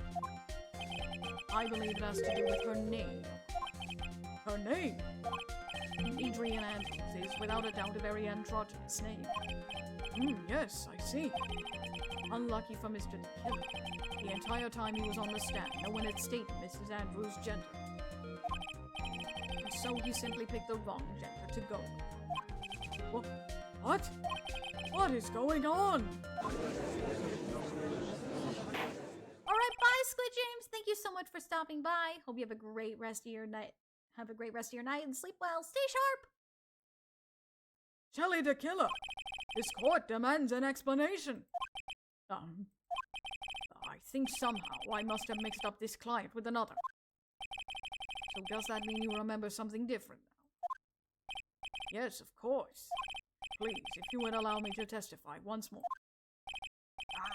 I know he's just going to spit out more lies. Very well, but this time, please give us the truth and nothing but the truth.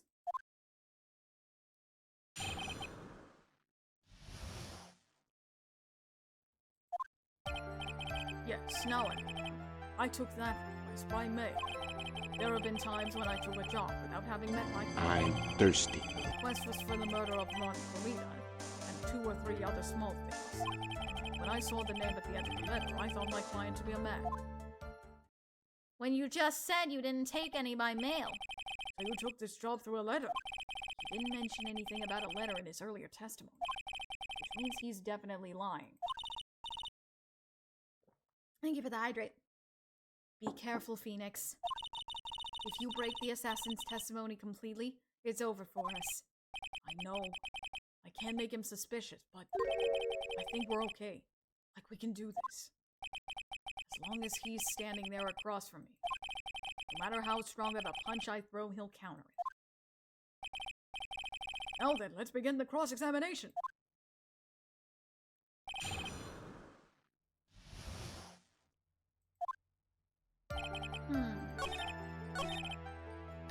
Two or 3 other small things. What could that be? What could those be? 2 or 3 other things? Yes. And what were these other things?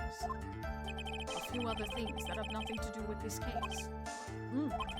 What should I do? Should I let him slide with that? It'd be really bad if I pushed his buttons the wrong way and got mad.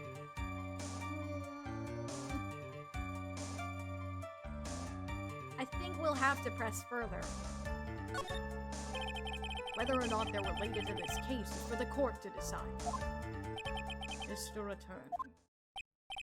Yes? Everything I have said from the beginning has been nothing but beneficial to your client, which is why I wonder what is pushing you to continue with this cross-examination. Could it be that you are planning to betray your own client? That's... I smell the stench of a backstab. And should you turn out to be one... Wait! Uh-oh. This is looking really bad. I shouldn't press my luck. Alright, I have to think. Is this worth pursuing? We gotta go for it. We gotta go for it. Witness, this is a very important matter. Please cooperate and tell us what these other jobs your client requested were.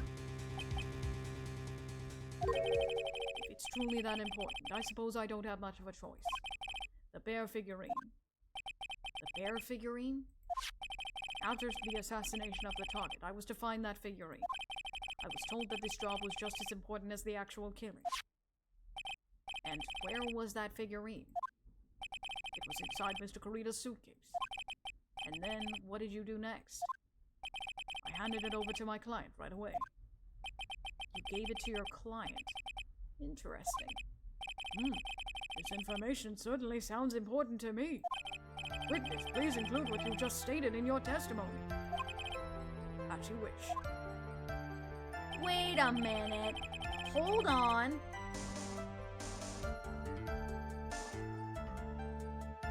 Wait a minute. Something stinks here.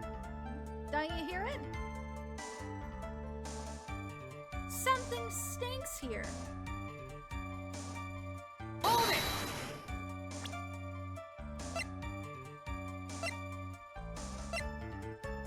Something stinks here about that. Shelly the Killer. If you had really given the bear to Miss Andrews, then this item should not have been inside it. This item. I see where you're going. Yup, that's where I'm going. Where is everyone going? Do I need to pack a suitcase? Your Honor! Your Honor, what? Your Honor, please think back to Miss Andrews' testimony. And I was going to burn it, for her sake. If even for a single minute, this bear had actually been in Miss Andrews' hands, I'm sure she would have taken the suicide note out and burned it. Order! Order! Order! So that's where you two were going. So by the very fact that this suicide note was still inside the bear, it tells us that your client didn't know how to disassemble the puzzle. Which means... It means, Your Honor, that it is impossible for Adrian Andrews to be the client. No! Oh, order! Order! Order! Mr. Phoenix right. I'm sure I mentioned this before. How I hate traitors above all else. I think your cross-examination has clearly demonstrated something to me. You must wish to break your end of our agreement. No, that's not... That's enough. If that's your intention, then there's only one thing for me to do. Wait! Please! Gentlemen, ladies, please excuse me. I have a matter that I must attend to. No, please! Not that! Please wait! Mr. Attorney, bring this trial to a speedy end and I may stay my hand. Otherwise...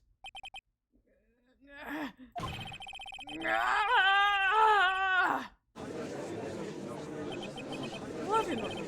Mr. Wright, are you... Mr. Edgeworth? Yes, sir. I didn't understand this witness's outburst. You think there is a need to hear more testimony? Or is this enough? Edgeworth, we can't do this. Keep this up, Maya. She'll... Prosecution night. What has come over it? Even your prosecution rests. What is going on around here? The prosecution has no further questions, Your Honor. What?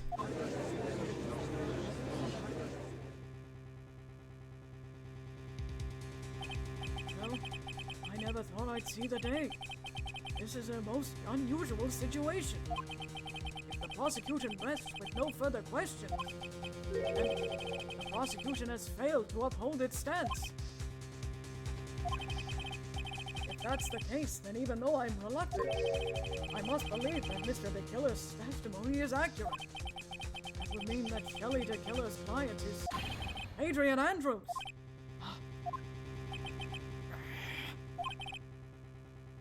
Mr. Wright. Yes, Your Honor. Oh.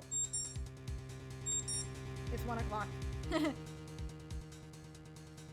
If the trial ends, if I end the trial here, right now, then your client, Matt Ongard, would be declared innocent. And in his place, Adrian Andrews would be charged with murder. Miss Andrews would be charged with murder. The prosecution has no further questions, so we will now hear the defense's final remarks. Bailiff, please bring the defendant, Matt Ongard, to the stand. The items from the killer's hideout didn't make it in time. We tried as hard as we could, but it looks like our time has run out. I can't believe it. The outcome now lies in your hands.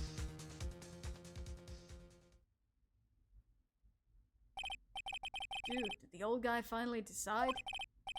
To be honest, I can't think of you as truly innocent and a good person. You've done enough evil to drive a woman to suicide. But, at least on the charge of murder, it would appear that you are innocent.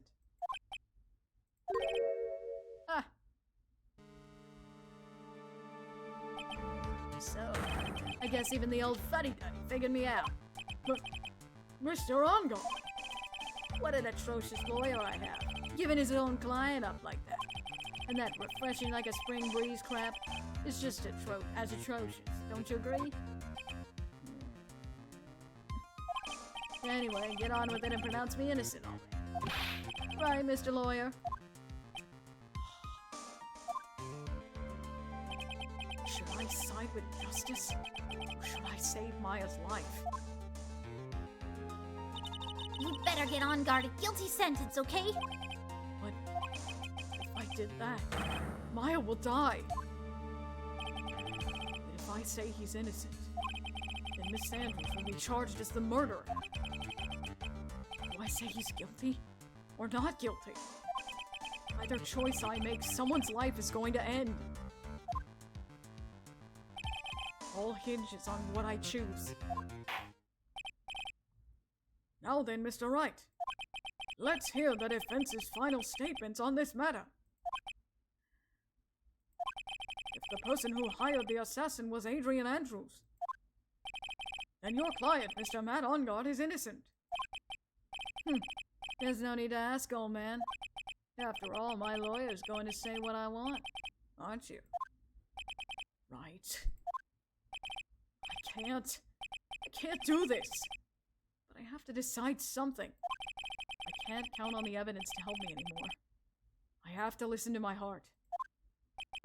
My client, Matt Ongar, is...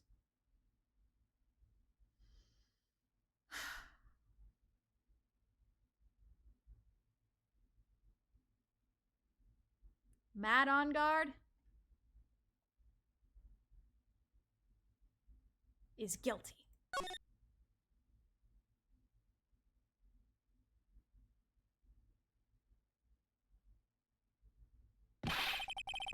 We are waiting for your answer, Mr. Wright.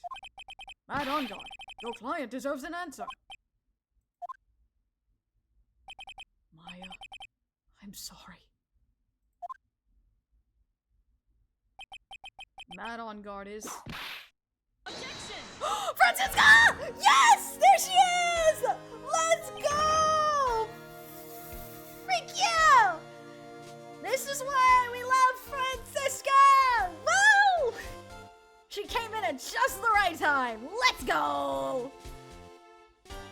Let's freaking go! Oh, I have never been so happy to see you. I have never been so happy to see you. Yes! Let's go! Francisca von Karma!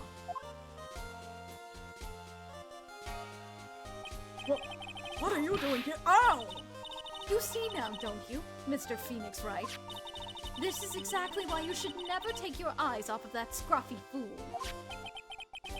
Did you bring them? The final pieces. Do you have them? You should know better than to ask that, Mr. Miles Edgeworth. Von Karma is perfect in every way. The evidence is here in perfect condition. Don't worry about Scruffy. He's fine, and his injuries are minor. All of the items are inside this. What a filthy old coat this is. That's gumshoes. I can spot his tattered rags anywhere. I apologize for its ugliness, but there was nothing else to wrap the items in. I said frick! That's not a swear. I fought long and hard this whole trial for what's inside that raggedy coat.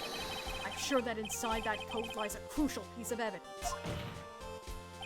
Your Honor, inside that filthy coat are the defense's final piece of evidence. Your final evidence?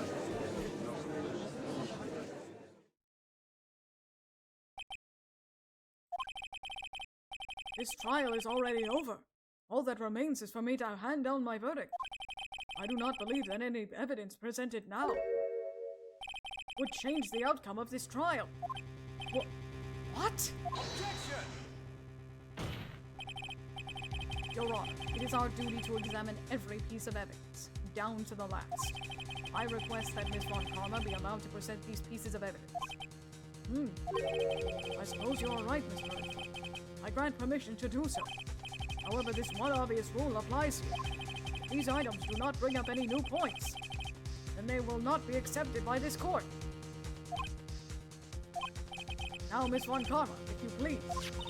These pieces of evidence are items left by the killer during his escape from the police. He must have been in quite a rush. Yes, Your Honor. The killer left 3 pieces of evidence. Somewhere among the evidence we're about to see, there will be something that will turn this whole situation around. Like a miracle. I'm sure. That is all we can hope for. The first item is a pistol. Does the killer's pistol have anything to do with this case?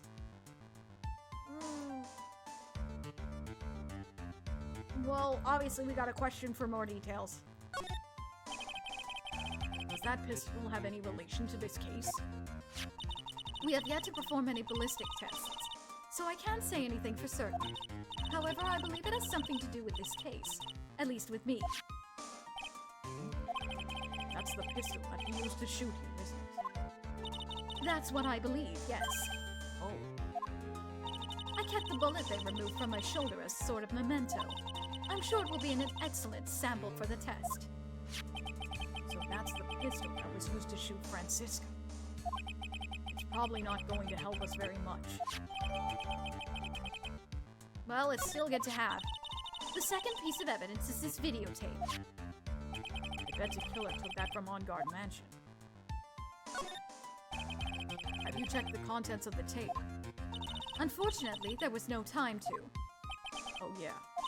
But I would speculate that this tape is very important. Why would you say that? Because he came back to his hideout for it. The killer went back for it? That's right. It looks like he was trying to recover it. He injured 3 of the officers at the site. But somehow it looks like they managed to protect it from the killer. Shelley the killer is no ordinary man.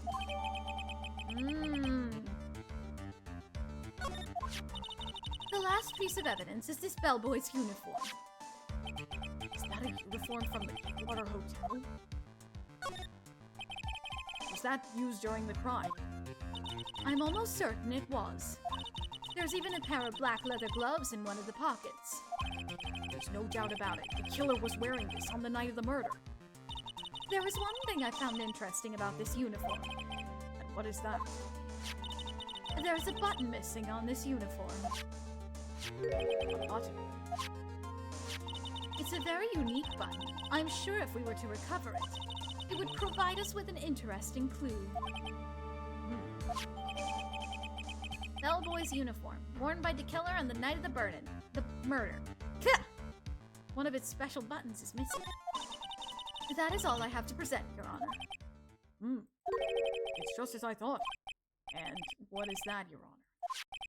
I'm sure were we to uncover these under normal circumstances, these items from Shelley the killer's hideout would be very important clues.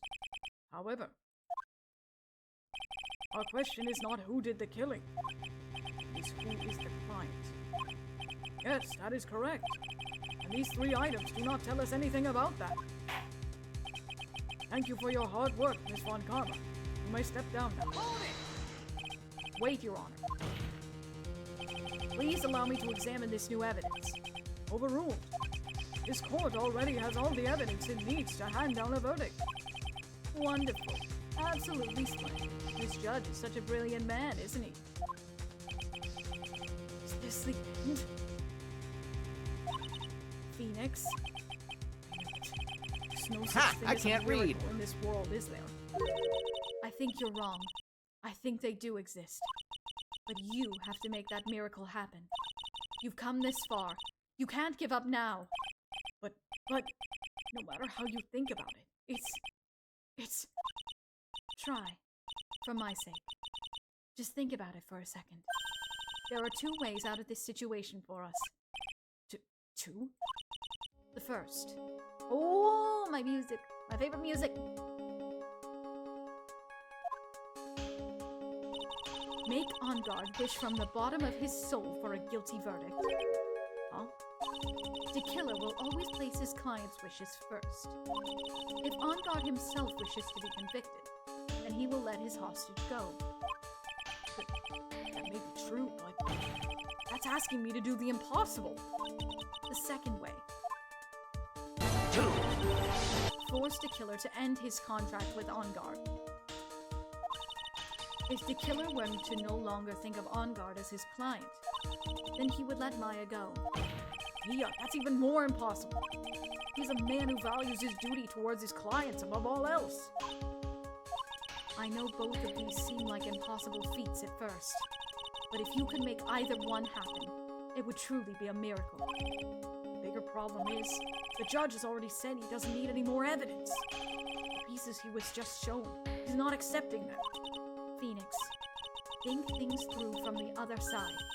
Isn't that what has always worked for us? The other side? Wait, does she mean... You mean, to turn things around? Phoenix, the judge says he doesn't need the evidence. If that's the case, then who does need it? Ooh. The person who needs the evidence. The defense, prosecution, and the judge. We have seen all the pieces of evidence, and that is how we have come to know the truth. But there is one person who has yet to see them all, and that person does not know the truth.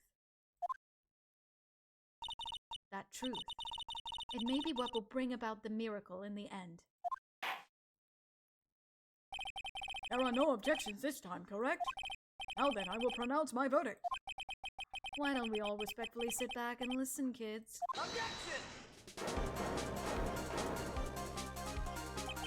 I have already told you, Mr. Wright. This court does not need any more evidence. I am not saying it's us that needs the evidence, Your Honor. Then, you want to show the evidence to that person? Yes, Your Honor. Please, Your Honor. Mr. Wright, for you to ask with such passion, I will grant you one chance. One chance. Please show your evidence to who you think is the right person. That's impossible. To turn this situation around in one try. One try. That is all I will permit. I have to try to remember everything that has happened up to this point. Think, Phoenix, think! There must be a way to save Maya while taking On Guard down at the same time. Now then, Mr. Wright, let's not waste any more time.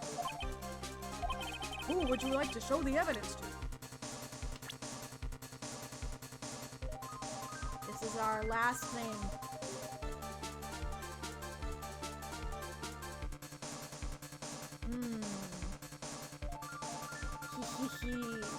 It is time.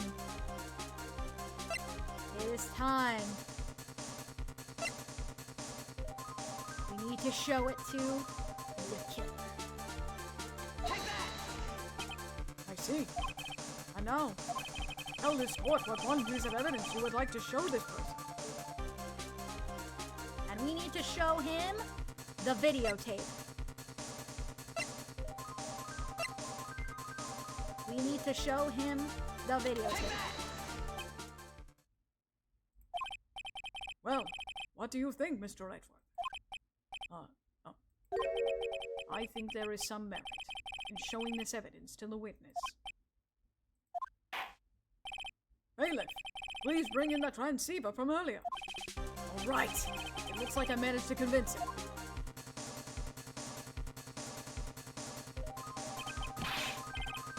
Maya, she's okay, right? Didn't I tell you to concern yourself with bringing about a speedy end to this trial? Now, if I understand correctly, you wish to show me one piece of evidence. Yes, one is all I need. I have here a videotape. It was found at your hideout. I heard you injured 3 officers in your attempt to get this back. That was most regrettable. However, it was an order from my client. I was told to protect that videotape. Thought so. I'm afraid I seem to have failed in that regard. Do you know the contents of this tape? I was sternly told by my client not to watch it. So I have absolutely no idea. Actually, you were on this tape. Me. there was a video camera hidden at the crime scene. Your actions were being recorded. What? Is that true, Mr. Wright? Who was it that planted a camera? Well, the only person who could have placed a camera at the scene of the crime would be your client, naturally. That was Adrian Andrews. Be quiet and listen. Yes, sir. Your client specified a place and time for you, isn't that right? Yes. That was so they could film you. I had no idea. Mr. Wright, why would my client do such a thing? I would like to know why. Why did Matt Ongar film the crime scene? The reason why he did it is my ticket out of this whole mess. There's only one reason why your client would secretly film you at this crime scene. They wanted to blackmail you. Your client once told me something very interesting. We were talking about you, and this is what they said. But I'm no weakling. I don't believe anyone, least of all assassins. Oh, come now, Mr. Wright. Assassins aren't above blackmail. Yes, that's where the video comes in. With that, I can keep him at bay and even blackmail him if I want. Your client didn't trust you at all. They were thinking of using this video to blackmail you. What do you have to say about that, Shelley the Killer? Oh!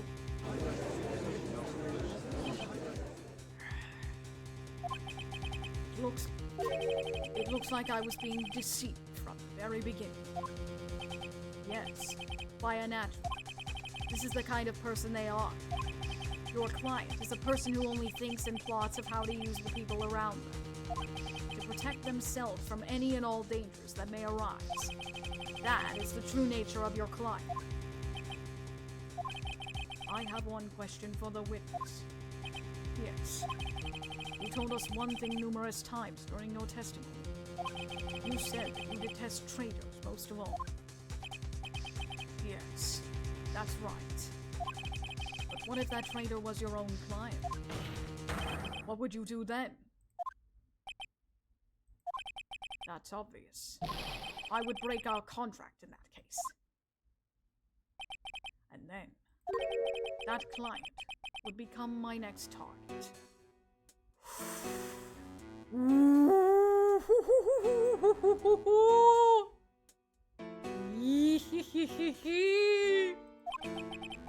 For the honor of the killer name, even if it takes an eternity, I would follow that person to the ends of the earth to exact my punishment.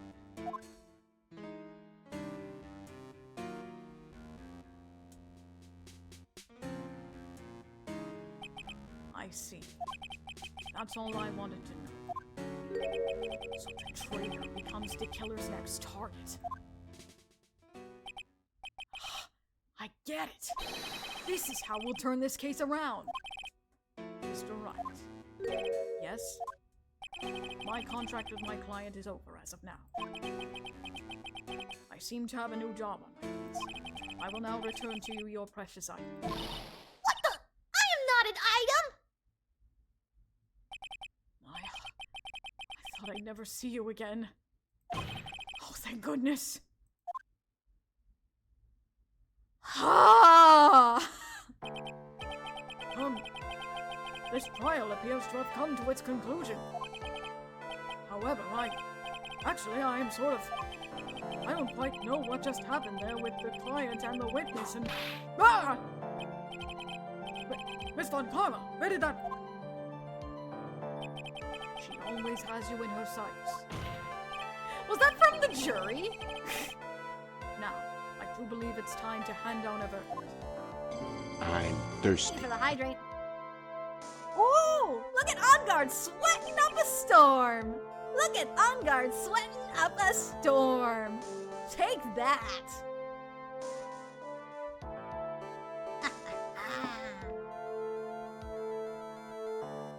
Uh-oh, you're in trouble. Mr. Ongar, it looks like somehow you got what you wanted. You will finally receive the acquittal you wanted so badly. You should be happy. But before that, I would like to make one final statement. Sometime in the near future, one very betrayed assassin may appear before you. Needless to say, that man is very good at what he does. I'm sure you will understand what I mean if you watch this video. Help me. Now then, the verdict, if you please. Is this all right with you, Mr. Wright? We have finally reached the end of a very long battle. Whether he's convicted or acquitted, there is no escape for him now. Go on, Phoenix. Lead whichever way your heart tells you. Right, Chief. Okay, which way do we want to go, guys? Do we want to do guilty or not guilty? Because both ways are funny. Both ways are funny. One just goes faster. You get the same just to note, you get the same answer. But one is one just is funnier. Alright. Guilty it is. Mad Ongar. Even though I am a lawyer, I cannot make your crime disappear. I think a guilty verdict is appropriate here. But me? My wonderful self? Guilty? Even if you got an acquittal, the instant you set out foot outside the detention center, your life would be in danger, no matter which way you look at it.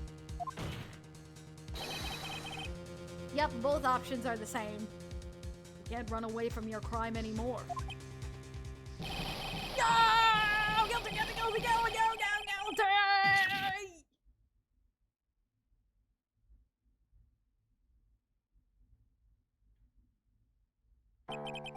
As always, it looks like we have uncovered the real truth. One is funnier. Yeah.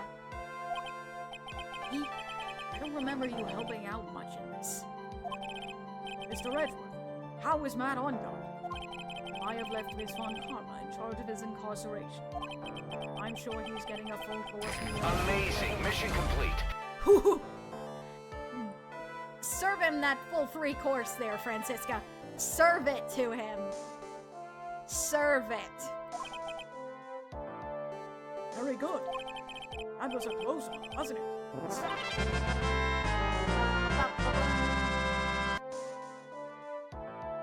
Yes. I plan to pay my debt to society for my own crime, Your Honor. The first time I was called to the witness stand during this trial, all I felt was despair. So she must be talking about the time Edgeworth really went after her. I guess she's trying to forgive him for what he did. This witness, how should I put this? She has an illness. If you're going to say you would choose death, that is of no concern to me. Yes, the not guilty is the funnier one. But after that, when I was alone in the detention center, that's the first time I really saw myself for who I am. And today, when the two of you used your combined strength to convict Matt, I felt like I'd finally been saved. Ah! The happy smile! That was all worth it. It was worth it. Wow. This is the first time I've ever seen her smile. I'm really happy that you two were in charge of this case. I really don't know how to express how I feel at this moment. This is the first time I felt comfortable with myself, with who I am. Thank you so much, everyone.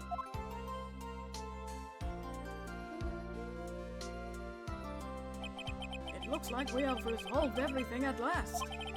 As for myself, there are still a few things I'm confused about. But everyone seems to be in good spirits, and that is good enough for me. That is all. This court is adjourned.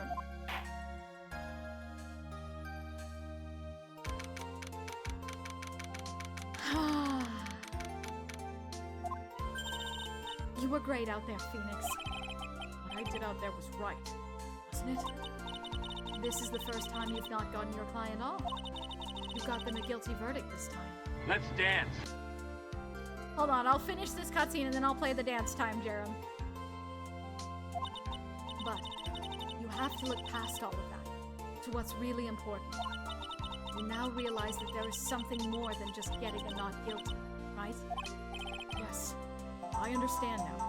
Give her the headpats. Hold on, what the heck? The phone was ringing. It's a spam call. Phoenix, think back for a second. Think to the moments before Miss Von Karma arrived with the final pieces of evidence. Think about the incredible decision you had to make. Now then, Mr. Wright, let's hear the defense's final statements on this matter. I can't count on the evidence to help me anymore. I have to listen to my heart. Thank you for the stretch. Should I side with justice or should I save Maya's life? My client, Matt Onguard, is he guilty? Or is he not guilty? Those were your choices then. And your answer? Your answer spoke to what being a lawyer means to you. right. Edgeworth, I have good news. Maya is now safe in police custody. Really? But, Pearls! You're telling us the truth, my Mr. Edgeworth? Yes, she's quite safe. She's on her way here as we speak in a patrol car. Missing Maya! Missing Maya's safe! You did it! You really did it, Mr. Nick! Ow! She punches deceptively hard for a kid. I believed in you. I kept saying to myself, Mr. Nick will save her. Mr. Nick will save her.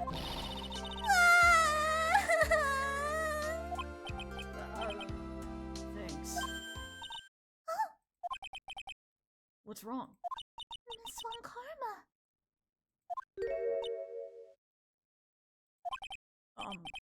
About earlier. Thanks. Ow! Why are you still smiling, Mr. Phoenix Wright? You lost! Your perfect win record has now been crushed.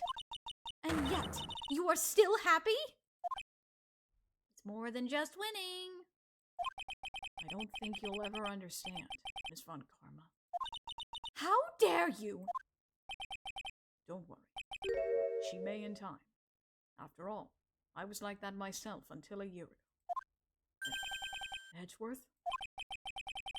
For my own personal victories, and for guilty verdicts.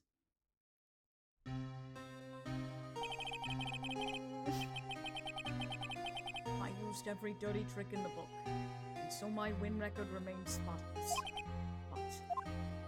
But a man appeared and stood fast against that selfish me. I fought him in my usual manner and tasted my first defeat. I felt like I had lost everything because of it. And then it was my turn to sit in the defendant's chair. And I was saved by that person I called my enemy. I couldn't forgive myself for all that had happened. So I left the prosecutor's office. And I left that note. Prosecutor Miles Edgeworth chooses death. As well as you should have. A prosecutor who has shamed himself with defeat should crawl into a hole and die. But that was not what happened. After I left the prosecutor's office, I finally came to realize something. It was that in that moment of clarity, everything began to change. What foolish nonsense! We prosecutors use anything we can to attack the defendant. And every time we did so, no matter how desperate the situation, instead of giving up like most people, that man would hold strong with his undying faith. And then, before I knew it, I began to trust in that man as well. What? You trusted your enemy? Doesn't matter how many underhanded tricks a person uses, the truth will always find a way to make itself known. The only thing we can do is fight with the knowledge we hold and everything we have, erasing the paradoxes one by one. It's never easy. Claw and scratch for every inch. But we will always eventually reach that one single truth. This I promise you. The truth? Yes. That's the reason why prosecutors and defense attorneys exist. I'm sure you knew that already, didn't you, Knight? That's why you couldn't forgive me. This man who went into hiding. Isn't that right? This man who only had his sights set on victory. He ran away into the night. Is Mr. Edgeworth right, Mr. Nick? You really let me down. When you disappeared, I felt betrayed. The reason I decided to become a lawyer to begin with was because I believed in the things you said to me all those years ago. And you betrayed your own words. That's why, 1 year ago, I made up my mind. I decided that the Miles Edgeworth I knew had died. At least that's what I told myself. You pathetic fool! Miss Von Karma. I don't want to hear the wretched whimpering of a disgraced loser. A Von Karma is someone who is destined to be perfect. Miles Edgeworth, you are no longer worthy. You are no longer worthy of being a Von Karma. And neither am I. It's over. It's all over! Francisca threw something on the ground just now. This is an electromagnetic receiver. Isn't that the thing she used to track Detective Gumshoe? I'll return this to the precinct later. There's something else. Isn't that Miss Von Karma's whip? I'll never set foot in another courtroom again. I'm sure that's what she's saying in this action. You should keep this right. Okay. Nick! There she is! Let's go! Maya! Missing Maya! Missing Maya! Ah! Finally! Let's go! It's so good to see you, Maya. It's so good to see you. Oh, Nick! I knew you would come through! You got on guard convicted like I knew you would. And on top of that, you even rescued me. Well, of course I did. You know I would never desert you. But we sure pressed our luck this trial. You're really lucky to be standing here. Whatever. Look, it's over, okay? Besides, if I did croak, I would just come back and haunt you like a bad ghost through Pearly. Is it really that easy to do something like that? Thanks a lot, Nick. Don't mention it. Mine. Oh, Mr. Edgeworth! I'm relieved that you're alright. Hey, it looks like you made some real progress, Mr. Edgeworth. Well, I suppose I'm a little different from who I was a year ago. Oh! All right. I think it's time we got out of this depressing place. Huh? Where are we going? Food, Nick! Food! Grub! Chow! I'm starved! I I'm so hungry even you look like a nice juicy burger on a bun to me, Nick. You think I look like a burger? I'm a prime rib, at least. Come with us, Mr. Edgeworth, please. No, if you insist. Alright, so how about we hit up our usual burger joint? Don't be silly, Nick. Huh? This case messed up that awesome evening and got in the way of my gourmet food. So I've decided that we have to make it up by having another feast. Another feast? Come on, Nick! Food!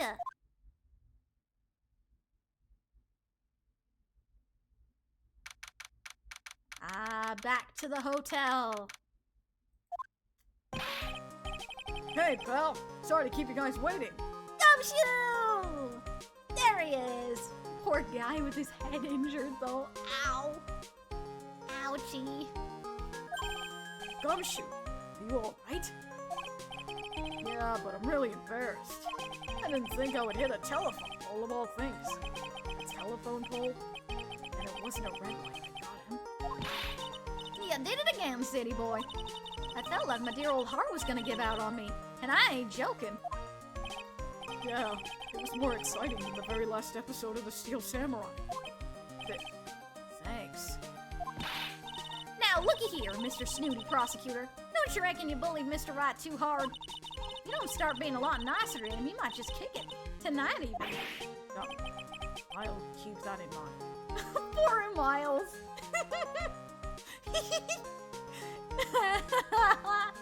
He's so much more awkward in the games. It's so funny. Well, come on now. Everyone gather around. Y'all are gonna get your picture taken by a genuine professional photographer. Looks like Laura bought herself a new camera. Well, pal, at least we can put this messy case behind us now. Come on, tonight's all about eating, so let's go chow down, pal. Amen to that, pal. Amen. No, when you think about it, you were the ones who saved the day, detective. Huh? Me? You really think so? He's right. If it wasn't for the 3 items you took, I think this trial would have had a very different end. Ah, well, you know, it's... Huh? Wait. That's odd. When I ran off with the things from the killer's hideout, I was sure I took 4 things in total, sir. What? 4? Yeah, I'm sure I put one of these items in my coat pocket. There was a 4th item? Oh, come on, y'all. It's over. Well, hoo boy, I tell you. You really are something else. Between getting accused of murder and getting kidnapped, never a dull moment with you, huh? You think? Why does she look so happy about that?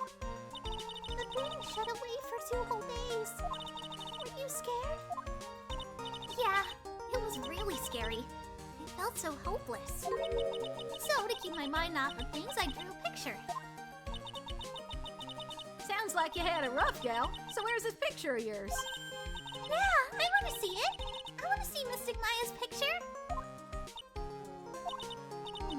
No, I don't know where it went. Oh, that's too bad. Well, it's alright. It wasn't anything important anyway. Ah. It sure is nice to finally see them both smiling again.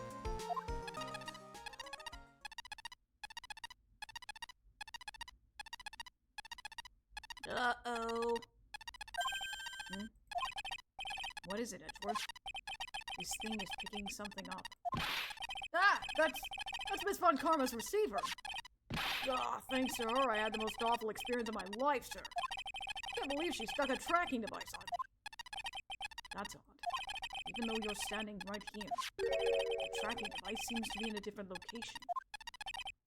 Oh, probably busted or something, sir.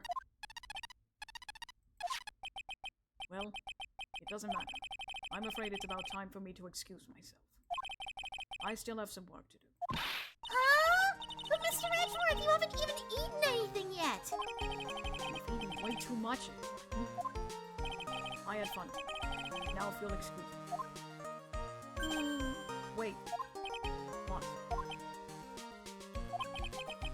want to say thanks, Edward. Really saying it. If anyone should be saying thanks, it should be me. I feel like words alone aren't enough. I wonder if there's anything I can give it to express how I feel. Odd. Maybe something will answer that later. Maybe. You know what? I think I know what you're doing, if I remember correctly. So I think you need to give something back. What's this? Thank you. It's all thanks to you, too. And her. You don't need to thank me. I was only doing my job. It looks like Mr. Edgeworth has left, Mr. Nick. Hey, Mystic Maya! Yes, Pearly? I guess you two can go back to being lovey-dovey, right? You and Mr. Nick, I mean. But Pearly, would you cut it out already? You're embarrassing me. Anyway, so who's paying for this lovely dinner party? As if you need to ask. Everyone say thank you to Nick. Huh? Yeah. Kinda at a point where I can't even buy us noodles, pal. So I kinda already put your name on the bill. Huh? Yeah, I got a situation just like that myself. There's this camera shop in the hotel, see? And I just bought myself this good old beauty here. It'd be better. It better be anyhow for $3,000. Huh? Actually, I reckon you bought it for me since it's on your tab and all. Huh? Isn't this great, Mr. Nick? Yeah, Nick. Why do I suddenly feel like screaming? Aw, you don't need to hold back now, you hear? Yeah, pal. Time to let it all out. This is gonna be the first time I hear the real you. Go on, it's been a while since I heard you say it. I've been busy being a hostage and all. All right, then. If you say so. Objection!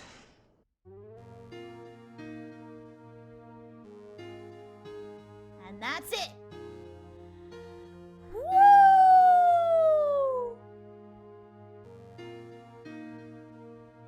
You really came through for me, Nick. I had to hide that letter, but I knew you'd find it. I really felt like I've been living on the edge lately. I mean, I've escaped death 3 times now. Pretty cool, huh? I feel like a pro. That's really not something to be proud of, Maya. That's really not something to be proud of. I'm so happy that you could say it Mystic Maya, Mr. Nick. And I'm so happy for the 2 of you. Speaking of which, I think this hotel is a popular place for honeymooners. So I sort of made reservations for the 2 of you just in case. Oh my gosh, Pearly! Oh, it's finished at last, indeed. Well, pal, it looks like I'm back on the force again. Mr. Edgeworth had a long talk with the chief and he got me reinstated for my sake. Heard he said things like letting that one go is a fad for all of society. I knew it! Crashing headlong into everything is the only way to live, pal. Oh my goodness. Suiwashi joins the guild. Soupsy! Thank you so much for that follow and welcome to the Shadeslayer Guild. Welcome in. Maggie! I, Maggie Bird, am retiring this uniform as of today, sir. I'm going to be a waitress from now on. And bring smiles and joy to the people who come by the restaurant, sir. I hope you'll stop by sometime, Mr. Wright. Aww. Good to see Maggie in good spirits.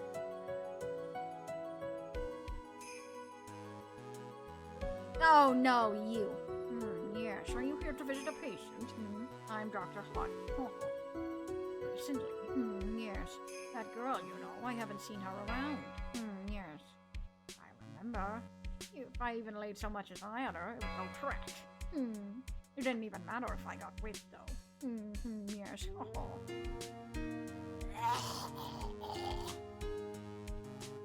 Yuck. Yuck. A million times yuck. Max! It's time to begin our quest of World Circus domination, sweetie. And to let the world know we are serious, I plan to make a fabulous flight to Zimbabwe. Hey Max, what do you think Zimbabwe's like? Do you think there are castles made of cake? And bunnies who can talk? I think if there are any talking bunnies, even they won't laugh at Mo's jokes. Oh, Max.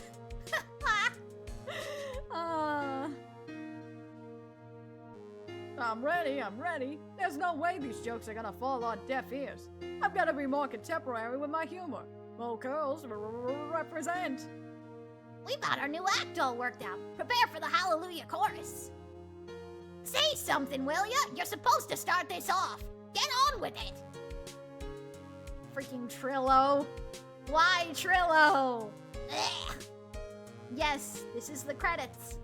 This is the credits. What's this? Drat, it's just an ordinary electric razor recharging on its stand. I can't believe this, really. How long did they plan on making me do this? Oh, but it's Edgy Poo's idea, so it means it must have a deep hidden meaning.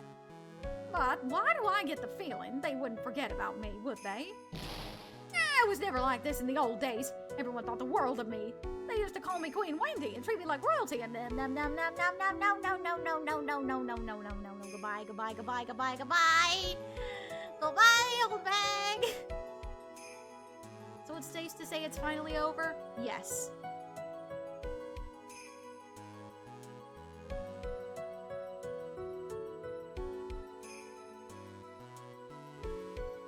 I appreciate everything you and Mr. Edgeworth did for me from the bottom of my heart.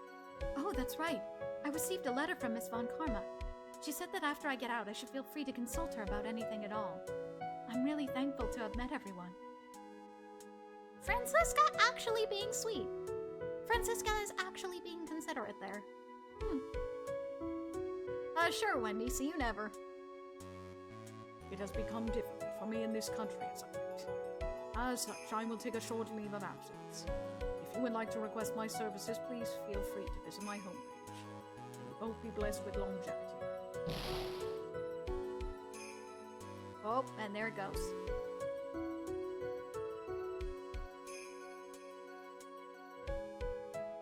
The radio broke. The radio is broken. March 23rd, 9:42 p.m. International departures. Gate 12.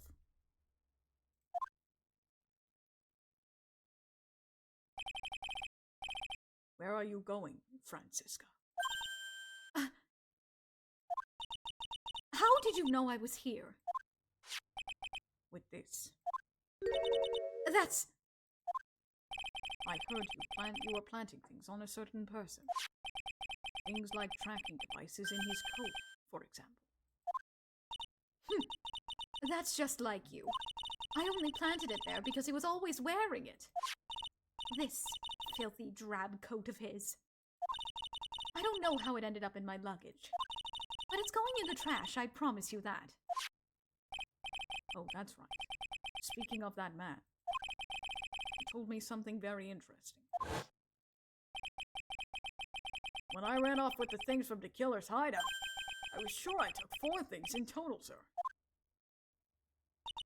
4 things? It seems he put the last one in his coat pocket. He put it in here. It doesn't matter anymore. The case is already over. What are you going to do now? That's none of your business. Are you running away? Shut up! You don't understand a thing. You can't possibly understand what it means to be Manfred von Karma's daughter. Francisca. So many expectations from everyone around me. Expectations I must fulfill. I'm expected to win no matter what. And failure? Such a thing is not an option for me. My father was a genius. There's no doubt about that. But me, I'm no genius. I've always known that. See, Francisca's not all that bad. Francisca just had a lot of expectations on her shoulders. Because of the way she grew up, that's kind of how she is. But I had to be one. I had to. You may not be a genius like your father, but you are a prosecutor. You have been, and always will be. No, I'm not. Not anymore. I've even thrown my whip away. Speaking of that, right thing is to hold on to. Right. You knew something like this would happen. He knew you were gonna go after him, Miles. Chevy, welcome in.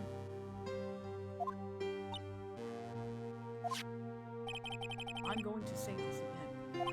We prosecutors do not fight for personal honor or pride. I hope you will think deeply about what you should be striking down with that whip. You haven't changed a bit. You've always let me alone and walked on ahead without me. Miles Edgeworth, I've always hated you. And then, finally, my chance to take revenge on you arrived. If I could win against that man, if I could make Phoenix Wright bow down in defeat, then this girl you left behind would have risen higher than you. That was supposed to be my revenge. I see. You know, I can't do it. I can't change who I am. I can't throw everything away I've been until today. I believe you can. Just like how Adrian Andrews did. Adrian Andrews? You were going to use her during the trial, right? But you were dependent on your father by using his tactics. Isn't that right?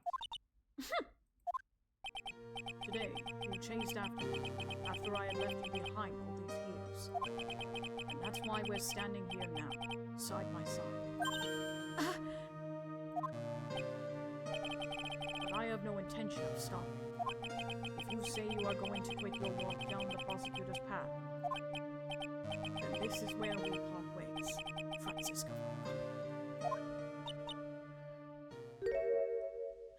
Oh!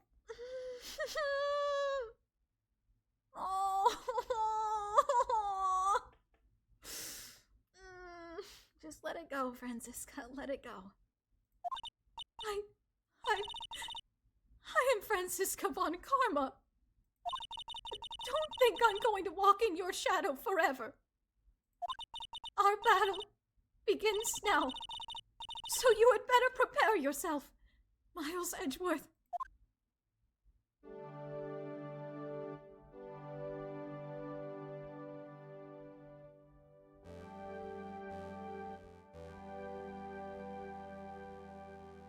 Phoenix Wright. One day, someday, I'm sure we'll meet again in battle. Until then, this last piece of evidence that never made it to you, I'll take good care of this fourth piece, so I can give it to you when at last we meet again.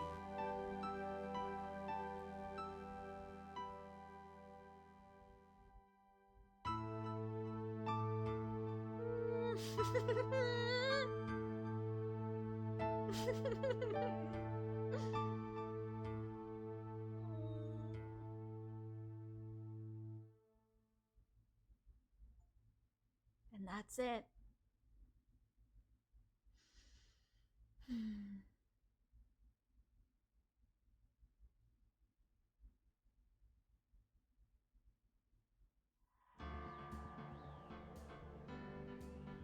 And that's it.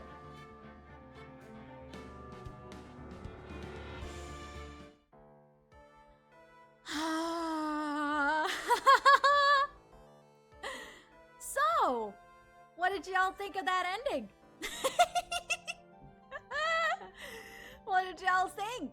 Someone is cutting the onions. I know. It's such a good ending, right? I'm thirsty. Oh, I'm happy. I'm glad we took the extra time today. I'm glad we took the extra time today.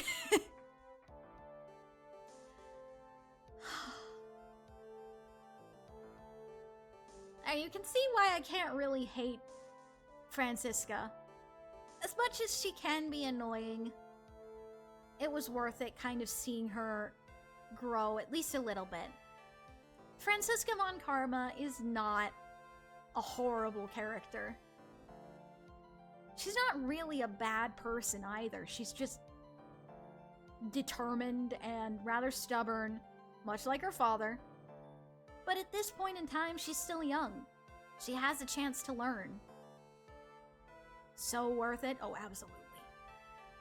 And with that case, and this story comes to a close. Boy, what a wonderful journey. Indeed. Indeed. She's as complicated as any other character. Peel away the shell and you'll see the real person within. Exactly. I could see you hating her at first, though. Yeah. Naturally, when I was first playing the game, I was like, oh my gosh, I don't like her. Why do I not like her? I don't like her. But, you know, going through it and learning everything, it's absolutely fantastic. In the end, Matt knows he can't escape the killer's wrath. He's gonna cling to that prison sentence for dear life no matter what. Oh, absolutely. The next AA game is one of my favorites. Oh, I love Trials and Tribulations. That's our next game. I personally love Justice for All very much. The music, meeting Francisca, Francisca's growth, Miles' return, all of that just, so good. Added more scars to himself in the process. Oh yeah, he certainly did. And good riddance. Goodbye, Matt on guard. Goodbye. Francie is like onions. She has a lot of layers. Indeed. About the alternate ending? What about the alternate ending?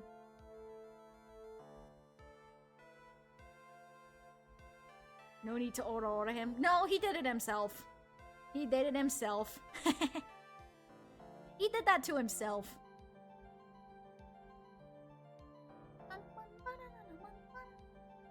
Oh yeah, there's a bad ending.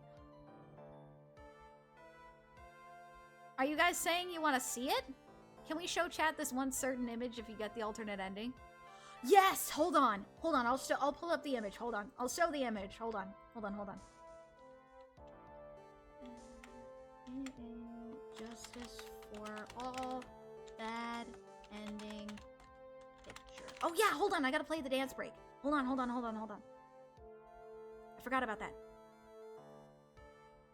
Gotta turn the music off so we can do a dance. Hold on. That's somewhere with the dance time, so we gotta do it while I'm looking for this picture.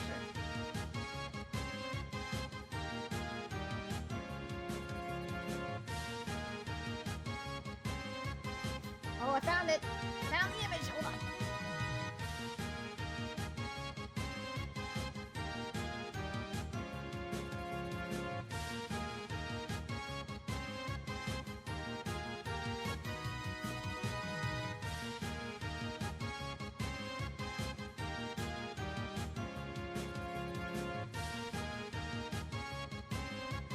We finished the game! Yeah! Alright, hold on. Let me put this image here.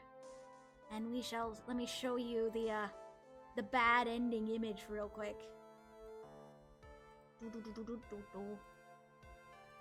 Right. Oh, it's huge. Hold on.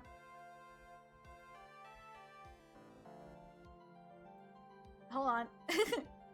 Hold on. Hey. Go here. And then here it is. This is the image that you would have gotten if you if we got the bad ending. Yeah. This is a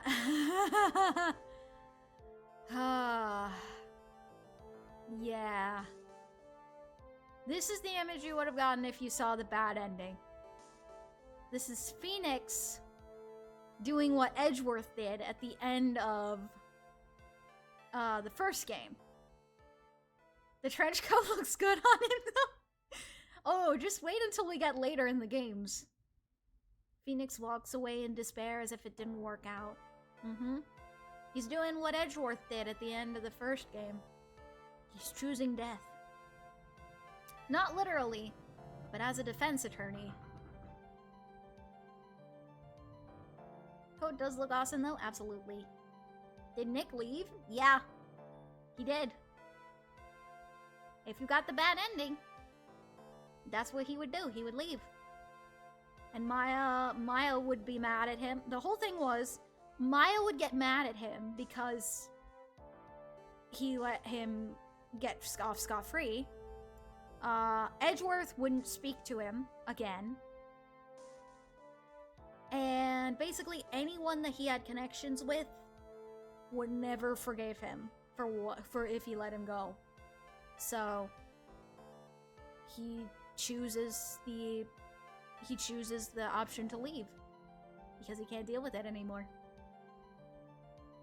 It's pretty upsetting, which is why I didn't want to show it on stream. If you want to watch that scene on your own, there's cutscenes of it on YouTube. Adrian would be tried and Matt wins. The killer would let Maya go, but Nick would be feeling hollow. Yep. Which is why we always seek the truth. Alright. Thank you so much for coming, though, everybody. Let's go ahead and find somebody to raid today before we head off. Let's see. Who can we raid?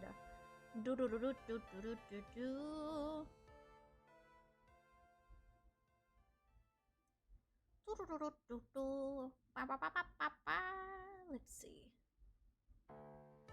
Oceanax is live. Ocio's doing some art. That might be some nice chill.